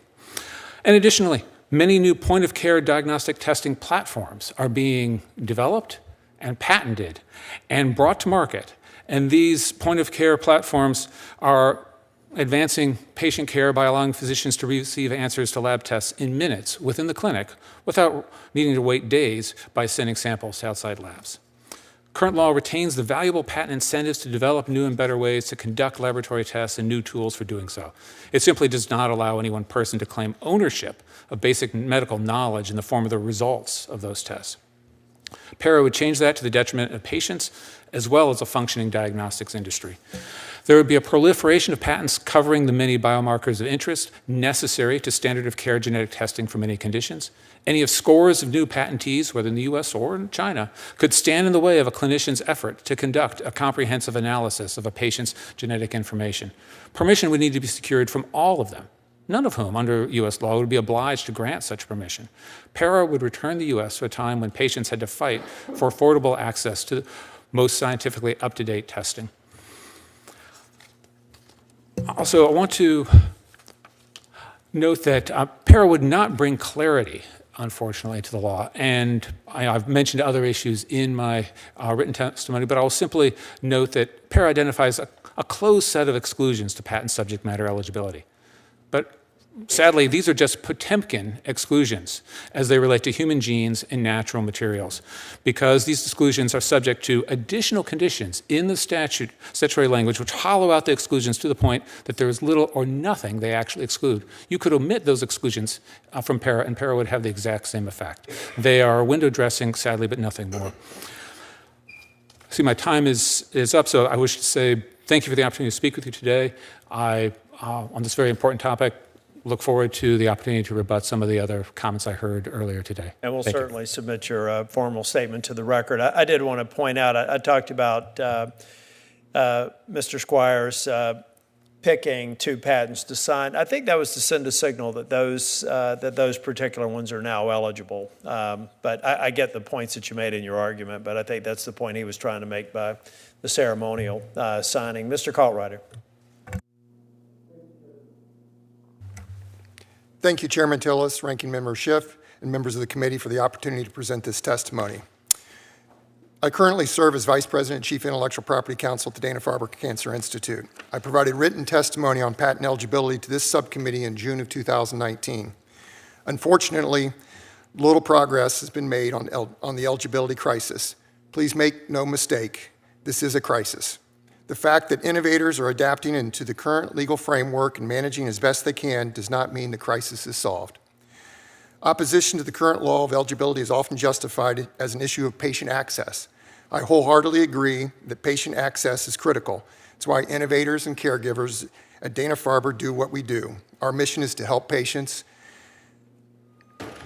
with innovative therapies and scientific discoveries. The ultimate barrier to patient access, however, is a medicine or a diagnostic never being discovered, developed, or commercialized. Patients who never receive the diagnostic testing that enables earlier detection or the treatment that could have saved their life are unquestionably denied access.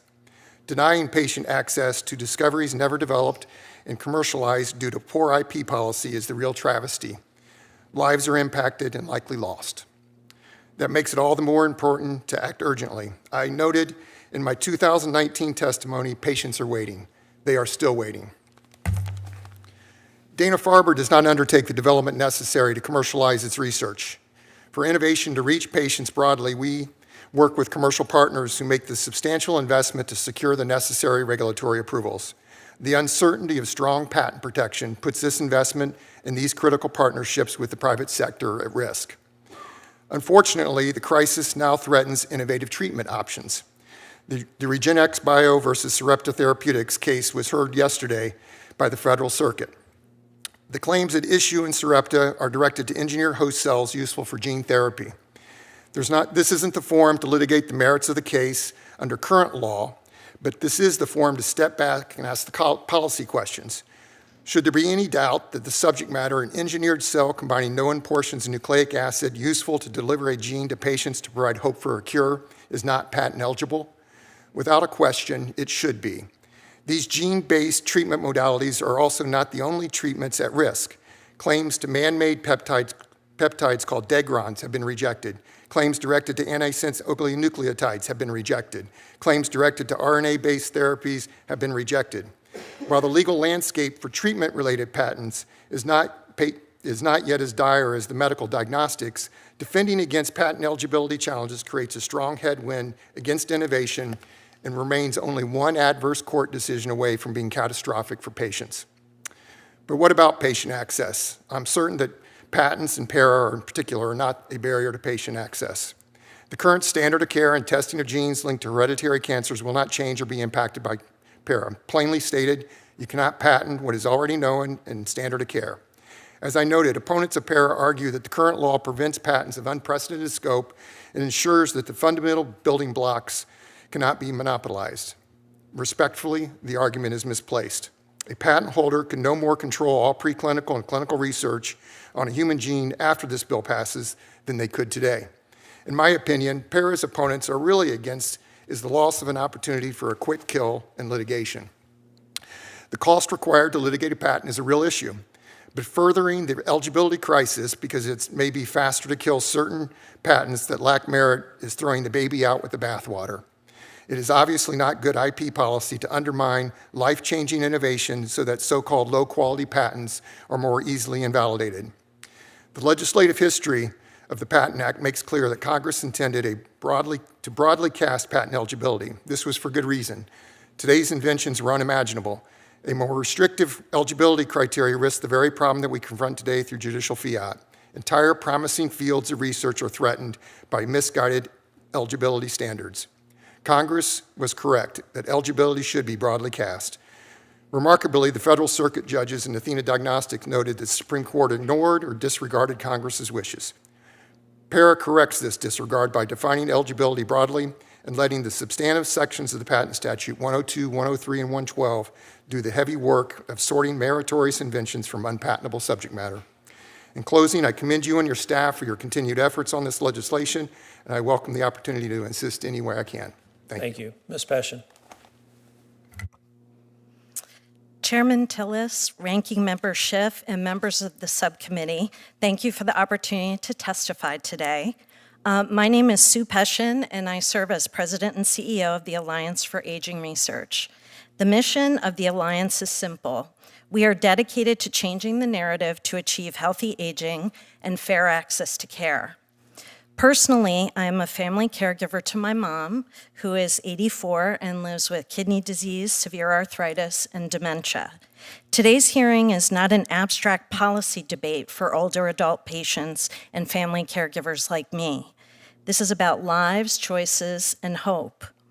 All of us rely on medical breakthroughs that begin with discovery, but for over a decade, our patent system has struck down thousands of patents and failed to protect some of the most transformative innovations in diagnostics, not because they weren't new or useful, but because of confusing eligibility standards that made the system inconsistent and chaotic. The root cause of this major shift was a series of Supreme Court cases. Several witnesses here today are experts in the details of these. I'm not one of them. But I do bring 5 observations to share as a patient advocate that I hope that you'll consider. The first is Federal Circuit judges themselves have asked Congress to resolve the confusion resulting from the Supreme Court's decisions. In the case of Ariosa v. Sequinam, Judge Lynn stated, quote, "But for the sweeping language in the Supreme Court's Mayo opinion, I see no reason in policy or statute why this breakthrough invention should be deemed patent ineligible. In my view, the breadth of the second step of the Mayo test is such that it's difficult to imagine any diagnostic claim that could survive. If the law is to be changed, and I believe it should be, that change must come from Congress," end quote. So it's up to you to fix this. Second, the 2012 Mayo decision and others that followed made it nearly impossible to patent diagnostic tests that rely on biological markers, the very tests that tell us who has cancer, who will benefit from a therapy, or who might suffer an adverse reaction. These aren't just ideas on the blackboard. These are real tools developed by researchers, tested in trials, and used by families to make decisions that affect their future. Others here might argue that new biomarkers could be detected on already existing assays. What does that matter? Without patent protection, many of these tests are never developed, or they sit on a shelf because no one will fund them. Third, when innovators can't get patents, they often withhold discoveries as trade secrets, especially in diagnostics. That hurts scientific transparency and it slows progress. During the patent application process, companies publicly disclose their invention, which allows for future innovation. Trade secrets stay secret. Fourth, there's no doubt that there have been bad actors, but we can't fix litigation abuse by breaking innovation incentives. Researchers at numerous top American universities have left behind novel diagnostics for lupus, Alzheimer's, major depressive disorders, cancers, including metastatic cancers, schizophrenia, and rare pediatric disorders, after the USPTO rejected or weakened their patents because of the eligibility rules in Mayo. And that's heartbreaking. Fifth and last, I'm personally encouraged by the fact that the former directors of the U.S. Patent and Trademark offices under both Presidents Trump and Obama are testifying in favor of this bill, and that the bill has bipartisan support in both chambers of Congress and among many former Federal Circuit judges.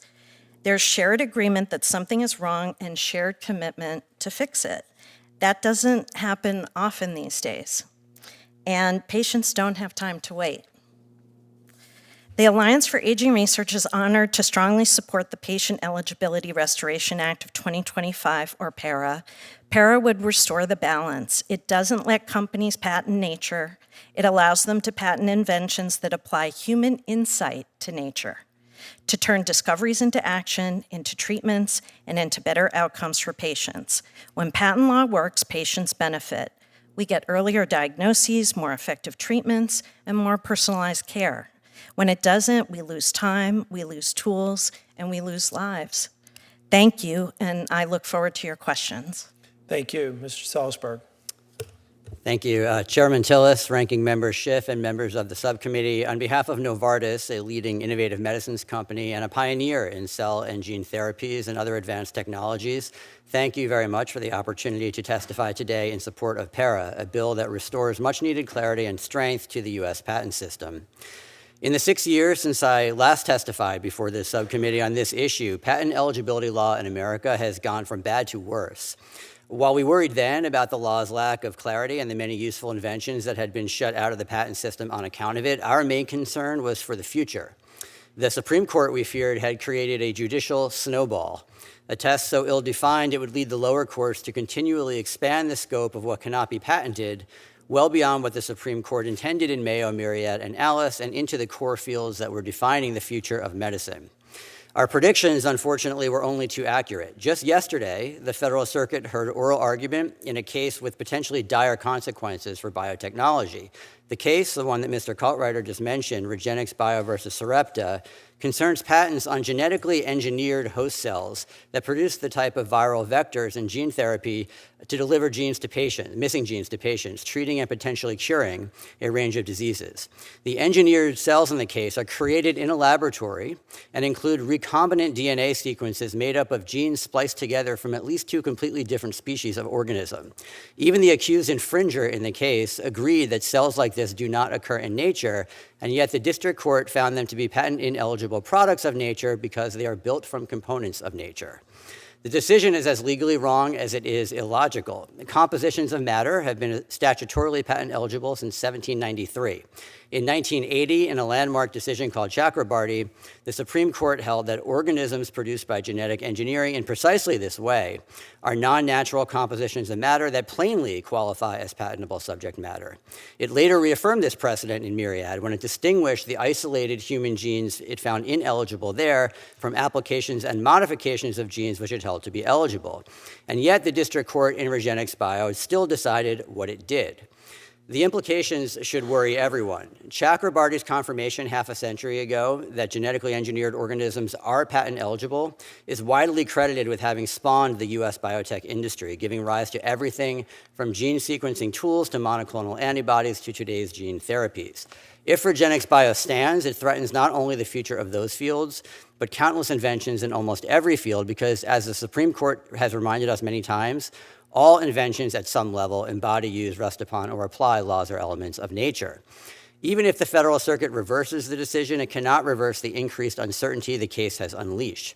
If one court can so easily brush aside half a century of precedent, innovators know that it's only a matter of time before another does the same with perhaps a different outcome next time on appeal. That is the stark reality of a body of law that the Federal Circuit itself has called panel dependent, one it has said it is at a loss as to how to consistently apply.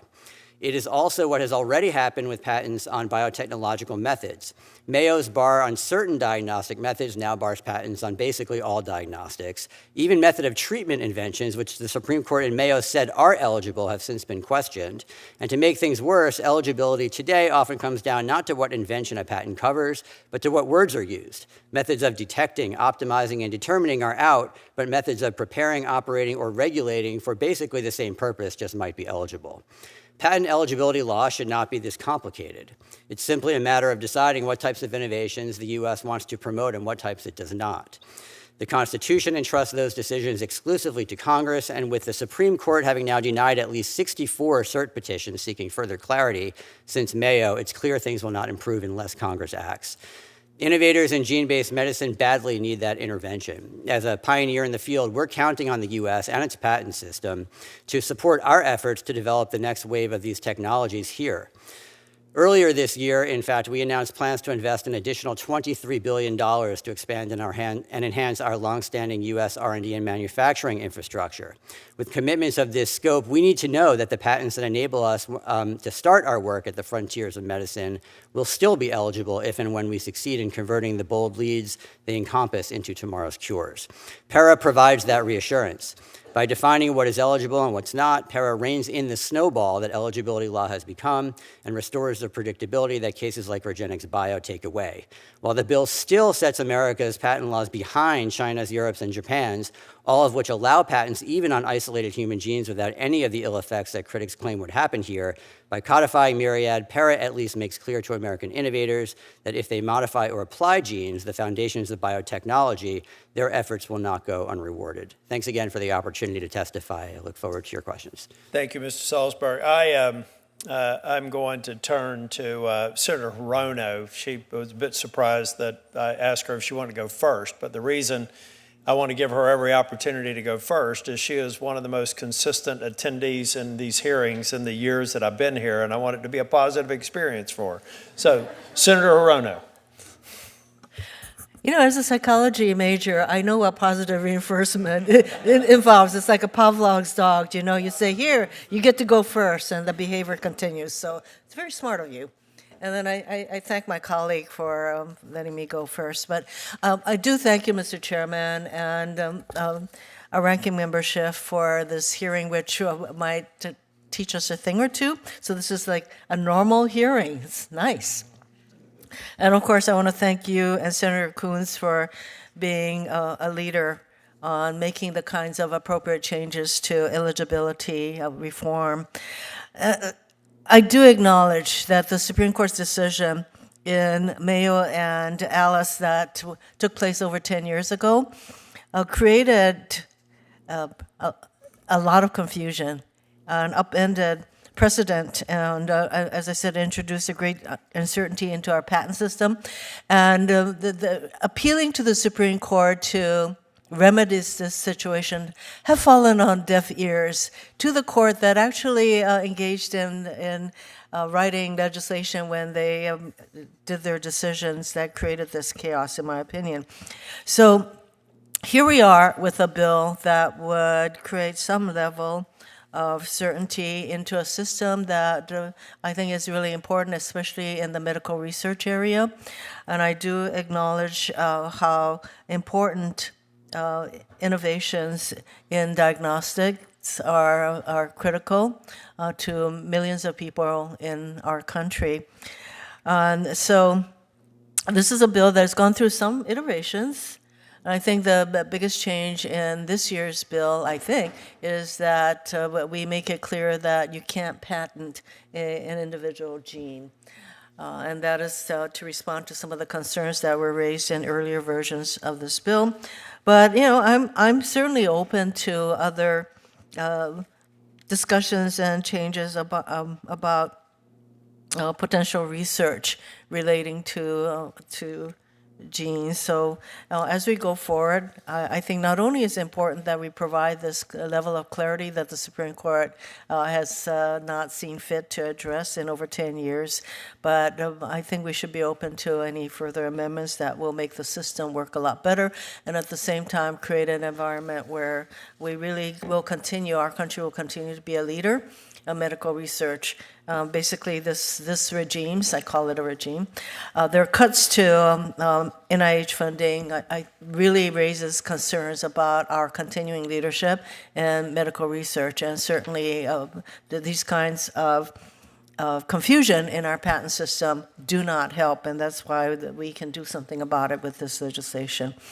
For Mr. Caltrider, there were concerns raised with the, as I mentioned, the previous version of this legislation relating to the eligibility for human genes to be patented, and whether those genes could have actually been patented was a different question. But this version of PARA specifically provides that human genes isolated as such should not be eligible. So in your view, does this limitation on patent eligibility strike the right balance between not allowing the patenting of human genes while still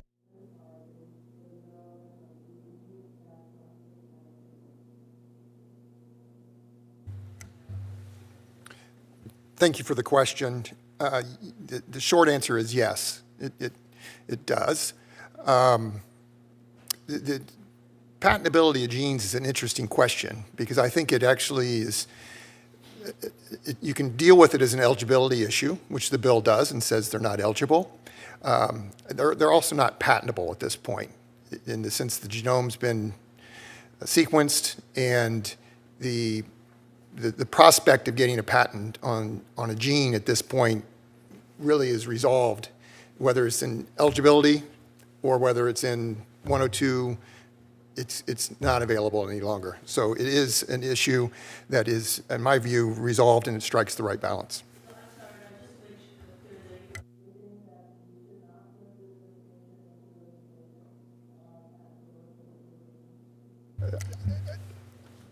No, that's not what I'm saying. I'm a little bit neutral on the language because but if it makes people who oppose the bill more comfortable to have that in the bill, I'm fine with it being in the bill. I think you get the same result whether it's there or not, but if it helps advance the legislation, I agree with it.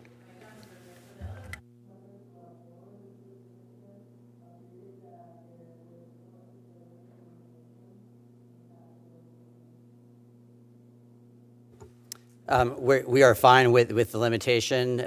We think it basically codifies Myriad's distinction between isolated genes and modifications and applications of genes, which enables us to do the work we need to do to invent tomorrow's cures. I agree.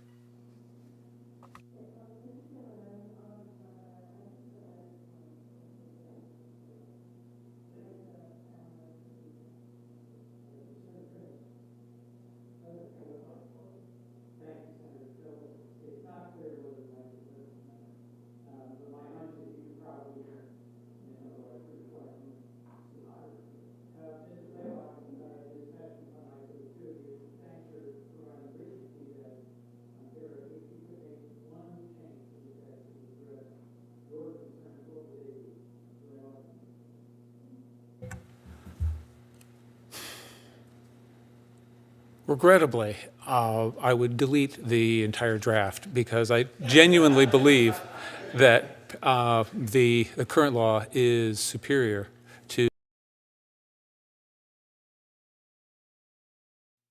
That said, if over time, if PARA is advancing and if your office or Senator Tillis's office is open to dialogue on the language, I'm willing to address it.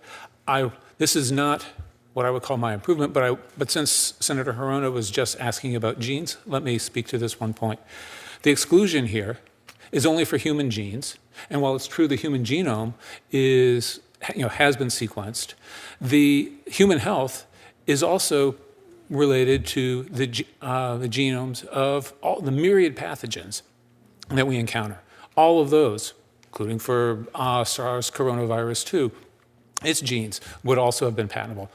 SARS coronavirus 3, which I hope we don't encounter, but if it does come, its genes, could be patented, and that could control, the response to a next pandemic.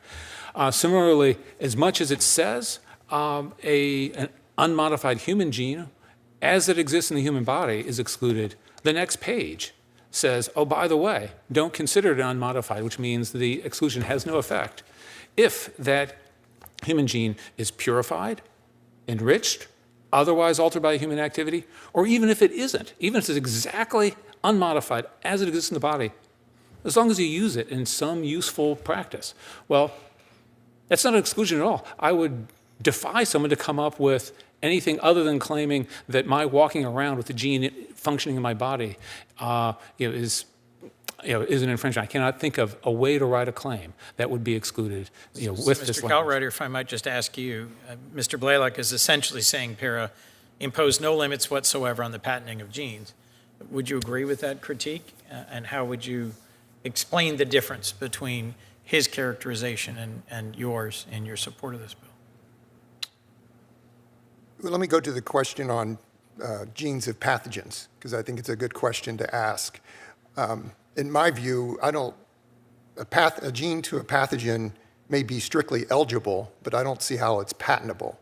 Even under Section 101, a gene must have a substantial and practical use. And N. Ray Fisher disregarded many of the uses in research that you would, or found that many of the uses in research that might be a pathogen's gene might be useful for, do not give it utility. So I don't see how it's useful to begin with. In terms of human genes, I think you have to read that clause really. It should be drafted narrowly. Who would have imagined where we would be with gene therapy today, cellular therapy today? If you aren't very, very careful on how that language is proposed, in fact, you didn't ask me, but what I would change is probably delete those exceptions as being unnecessary, because I think that you run the risk that we don't know where the science is going to go. And will you preempt the future by virtue of having language that today looks reasonable and something workable and something that many people in the life sciences can compromise to, but in the future, is it going to have unintended consequences because we simply do not know how science is going to develop. I understand your concerns. A core concern of ours is getting this passed. If you'll forgive my practicality. Ms. Peshin, if you had one change you would suggest or one issue you wanted to raise before my time is up, I'd welcome it. Thank you. I support keeping this in, and the reason why is because Mr. Blaylock continues to say, both verbally and in his materials, it doesn't include this, but it includes it. And it's sort of mirroring the confusion that have been created by the Supreme Court cases from my perspective as a patient advocate. And I think it does create kind of public confusion around it. So I think putting it in definitively, that it does not do this, is important. In conversations with colleagues in the last Congress, it was an issue. And part of the point of including this language was to resolve and clarify this concern and to have patient advocates, researchers, folks who represent world-class institutions saying this matters and we can live with it helps a great deal. Thank you all for your testimony. Thank you, Senator Jones. Thank you, and I apologize to make you repeat yourselves, but... No, it was great. A Republican is yet to ask questions. Mr. Caltrider, what do you say to Americans who are worried that allowing companies to patent medical diagnostic tests would make those tests unaffordable, as we saw with BRCA 1 and 2 in Myriad at $4,000 a test? And Mr. Blaylock, love to hear your contrary view, counterpoint, if we could. Certainly patient access is important, and price is important, and those issues are really different issues than patent eligibility. The bracket patents were invalid. They were invalid under 112 and 102. If things have gone its natural course, the law would have developed even more under 102 and 112 to yield the very same outcome on those patents. The issue is an eligibility question, which is a different question than patentability. That subject matter, in my opinion, should have been eligible, but the patents should have been struck down for other reasons because they were drafted too broadly. The definition of isolated made the patent read on and lack novelty. The claims were invalid under 112 and overbreath, and that's a real issue for patents, and the law needs to continue to evolve, and it has evolved. The Morris case is cited oftentimes as being a 101 case, but if you read it carefully, I think it's a 112 case. It's just the statute wasn't quite in place. The 1952 Act came after Morris rather than before Morris to make it really, really quite clear. So from an eligibility perspective, I think it's eligible. It's a completely different question whether it's patentable. And then if it is patentable, then you want that innovation, you want new outcomes, you want new diagnostics, you want new treatment options for patients. And the pricing issue is a serious issue. Dana-Farber is very sensitive to that, but it's really a different issue. And do you share that opinion, Mr. Blaylock, that this is not a patent issue, it's a pricing issue? Well, I think the pricing issue sometimes follows the patent issue because the reason why the Myriad test was $4,000 a test was because of the patents. And I can tell you that I was counsel of record in the multi-district Myriad litigation that was going on in Salt Lake City, Utah, that Myriad owned or controlled about approximately 24 patents with over 500 claims, and they were not all invalid. They continued to be valid at the time when Myriad unconditionally dropped its suit, but those patent claims were not invalid. Yes, there were 3 or 4, maybe 5 patent claims to specific genes that were invalidated in the Supreme Court case, but that had no commercial effect. They still had an enormous patent war chest, which they were asserting against the entire genetic testing industry, and hence that litigation, which was ongoing after the Myriad case. In terms of what's important to understand is we're not arguing about patents of genes. We're talking about patents of the observed variations in human genes. My genome and your genome are not identical. Some of those differences have clinical relevance. They could indicate whether one of us has a greater likelihood of contracting a disease in the future or be a better responder to medicine. Those kinds of observations are being made today on an ongoing basis. It requires aggregation of large amounts of data, and this law would allow all of those new observations to be individually patented, where the only thing that is the subject of the patent is the discovery of that biological information. Now, by contrast, if one invents a new technique for getting a gene, even a known gene, into the body, so you have a new vehicle for introducing this, if you have a better way of doing genetic testing, if you're Illumina and you make better machines, if you pack bio and you make better machines, you can get those patented. But what we are talking about, the problem with PARA, is that it specifically allows this new information, which is continuing to evolve, which is understanding the details of variation in the human genome, which is not all known, to be patented and controlled in an individual way. And that will impair access, either from pricing or simply injunction. And Ms. Peshin and Mr. Salzberg, would you like to share your thoughts on it as well? Yeah, maybe I'll make 2 points. One is we strongly disagree with that interpretation of what PARA does. PARA, at least as we read it, it codifies Myriad. It codifies the distinction between isolated human genes, which is the only thing that case actually held as not patent eligible, and applications and modifications of genes. In Myriad itself, the court said that cDNA, for example, is patent eligible. It found that methods of analyzing genes would be patent eligible. We need to distinguish between the gene itself, which PARA does, and applications and modifications, which are really the foundations of things like cell therapy, gene therapy, and other gene-based medicine. The other point I'd make in response to a lot of these concerns is that I really want to hit this point because it's really important to consider. China, Europe, and Japan have all allowed continuously patents not only on the types of applications and modifications of genes that we're talking about here and that we're concerned about as innovators, but even on isolated genes, sequences that are exactly the same as nature, and they've not led, including during the pandemic, to any of these concerns. In fact, the coronavirus was sequenced in China and Europe just as quickly as it was here. So if they can figure it out, it seems to me that we ought to be able to figure it out here too without crippling our patent laws. Thank you. Ms. Peshin? Thank you. You said a lot, but I'm going to just address a couple of things. One is, I think it's misleading to say the price is because of patents. And in particular, I think to patient advocacy community and really to consumers, a lot of these diagnostics wouldn't exist without the patent. So the patent in many ways gives us something to complain about with regard to price. It really encourages investment in that type of research and being able to bring it to fruition. And I think it's really interesting in the arguments I've seen against this remedy, I really haven't seen anything about the concern for cost when you don't have the innovation at all. When you have family members that have conditions that have no diagnostics, of which the majority, of diseases that are out there, especially in the rare space, really have no way of diagnosing. And that's something that we also should consider.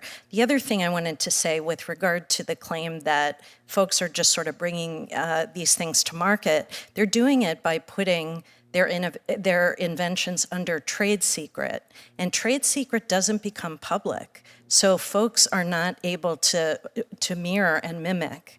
And as part of the patent application process, that is made public. So further innovations can occur.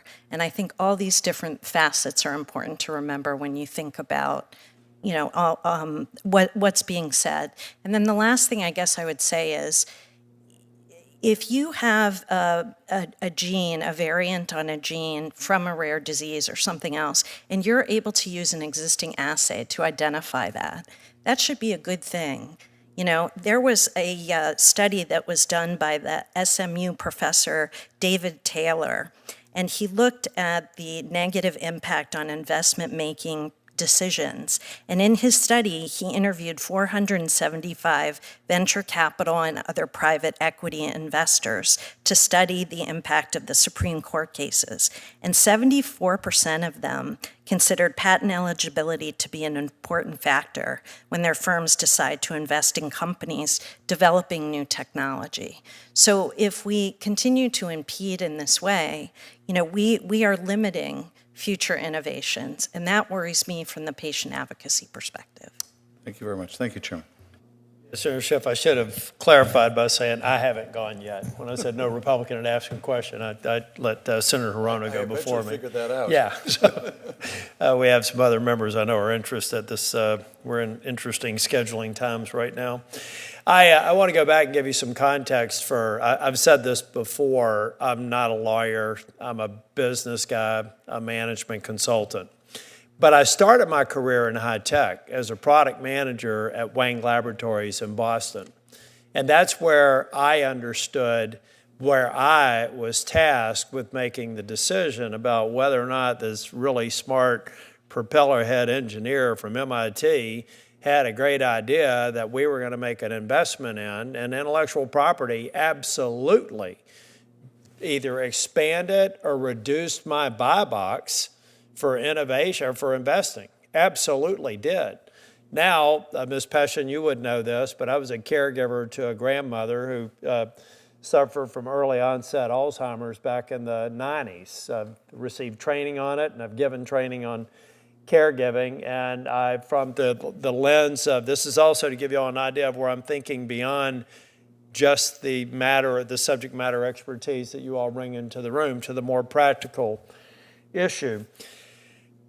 And I don't mean this to be political, Senator Schiff, but the Inflation Reduction Act had a policy in it that dramatically reduced funding, or actually cut the prices of, basically whacked pharma. And there was an immediate, measurable, more than 50% reduction in small molecule research over the course of a year. In fact, it was so pronounced that the CEOs felt it was important to go on the shareholder calls and make it clear that they had to do that because they did not simply have the money to actually fund that research. Well, similarly, if you have that's uncertainty. It's about the future flow of revenue to fund research.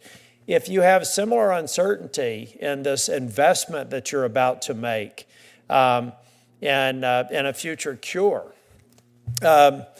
You've got all these other stressors and unknowns that are just going to continue to dramatically reduce the buy box for American innovation. Not to say that they won't be picked up in Europe for the reasons that Mr. Salzberg mentioned, and I'm going to have Mr. Blaylock speak about that as well. But I'm thinking through the lens of, number one, accelerating some of the most promising research that we can have in the biotech space. The enormous societal, human, and fiscal implications are immeasurable, which is why I feel like this is one small step in that direction that expands the buy box, increases our innovation posture here, and I think has dramatic impact on lives, both fiscally, humanitarily, and at every level. Mr. Blaylock, why hasn't Europe experienced some of the bad things that you think happen if we do this here? Well, first off, although I'm a lawyer, I work with business folks all the time. I work with startups. I work with folks that are trying to develop new technologies in life sciences elsewhere. So I am keenly aligned with you with those concerns. people look to the U.S. much more than Europe for as the market that will determine whether they want to pursue any particular life science technology, and that is tied to pricing, and patents are just a small piece of the ability to get reimbursement for new medical technologies. So I think the differences between the U.S. and Europe are driven by other factors, not so much by patent subject matter eligibility. But I think one thing that I would address here that I think is very, very important is the drivers for innovation. And that is this. People often talk about the cost of a new drug being $1 billion, or sometimes people have upped it to $2 billion. When I'm talking about new genetic tests, this is information that comes out of genome sequencing, which you can do $1,000 a pop. It is not a $1 billion investment by a company in order to make this information. And indeed, contra the suggestion that it's all going to be trade secrets, honestly, the clinical acceptance of the kinds of information we're talking about that we think should not be part of what would be patented under PARA is necessary, and therefore these tests are not. This information is not being held as a trade secret. It is being published. It is being generated today. This last 10 years has not stopped the flood of this information. Our concern is PARA would stanch that flow of innovation and make it that much harder for people to access it. Anyone have any comment on that? I know I've kept y'all up here.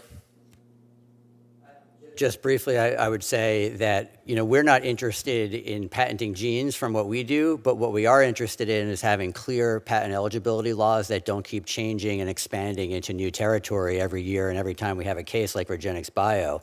And if we don't stop this, then we are now moving away from the myriad type cases into the core of the technologies that we're trying to develop for tomorrow, which are clearly applications of this. So the courts definitely need guidance, separate and apart from the debate over whether isolated genes by themselves should be patentable. And in some respect, if a business person's watching this, I mean, this is just about eligibility. It's not about an ultimate patent being granted. Isn't that a good thing to increase the pipeline? And doesn't it seem like that there are guardrails beyond 101 that address most of the concerns that Mr. Blaylock had mentioned? I want to. That's a business guy asking kind of a legal question. One more quick response, and Mr. Caltrider referenced this earlier. I mean, if you read the Supreme Court case law about how broad Section 101 was written from the beginning, it is precisely because science is unpredictable. And lawmakers early on from this country's birth did not want to set the limits of where research should go. And you're absolutely right. Eligibility is just the signal that this is where you should invest in general. And from there, the rest of the Patent Act will narrow down what's patentable and what's not. Mr. Cartwright, or anybody else for closing comments? We're going to close out the hearing.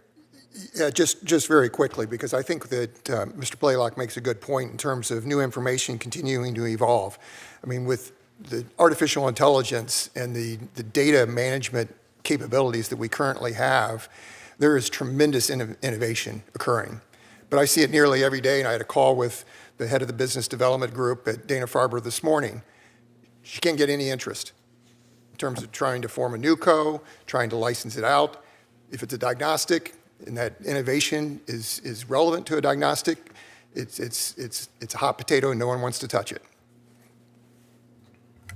Well, you all, thank you for being. That's really what I'm concerned about. I want to get more in the pipeline, and I'm trusting that the ultimate decision on whether or not to grant a patent has sufficient guardrails. At the same time, I want more innovation. I want more cures. I want more AI algorithms. I want more outputs from the U.S. economy to maintain our lead. We're about to conclude this hearing. I did mention in my opening comments, I kind of hope this is the last hearing on PARA before a markup. I'm going to do everything I can to move this bill. So, Mr. Blaylock, to your point, I have thoroughly appreciated your prior testimony and the experience you bring to the table. I'm going to do everything I can in cooperation with my colleague to move this bill forward and to get a markup. And so you should assume that there's at least one person who's going to be very focused on this, and therefore it will be moving, and we would appreciate your feedback on how to address the concerns that we can. This has been another very helpful committee. We're going to keep the record open for a week. We would encourage you all to submit any other papers or documentation you would like for the record, and be on the lookout. I've got to talk with the ranking member, but I think most of you all that have participated in any of our work groups, I really kind of prefer the work sessions to committee hearings because we can really get into a collaborative mode. So be on the lookout for an invitation to participate in that as we prepare to gain support and ultimately move to markup. Thank you all for being here.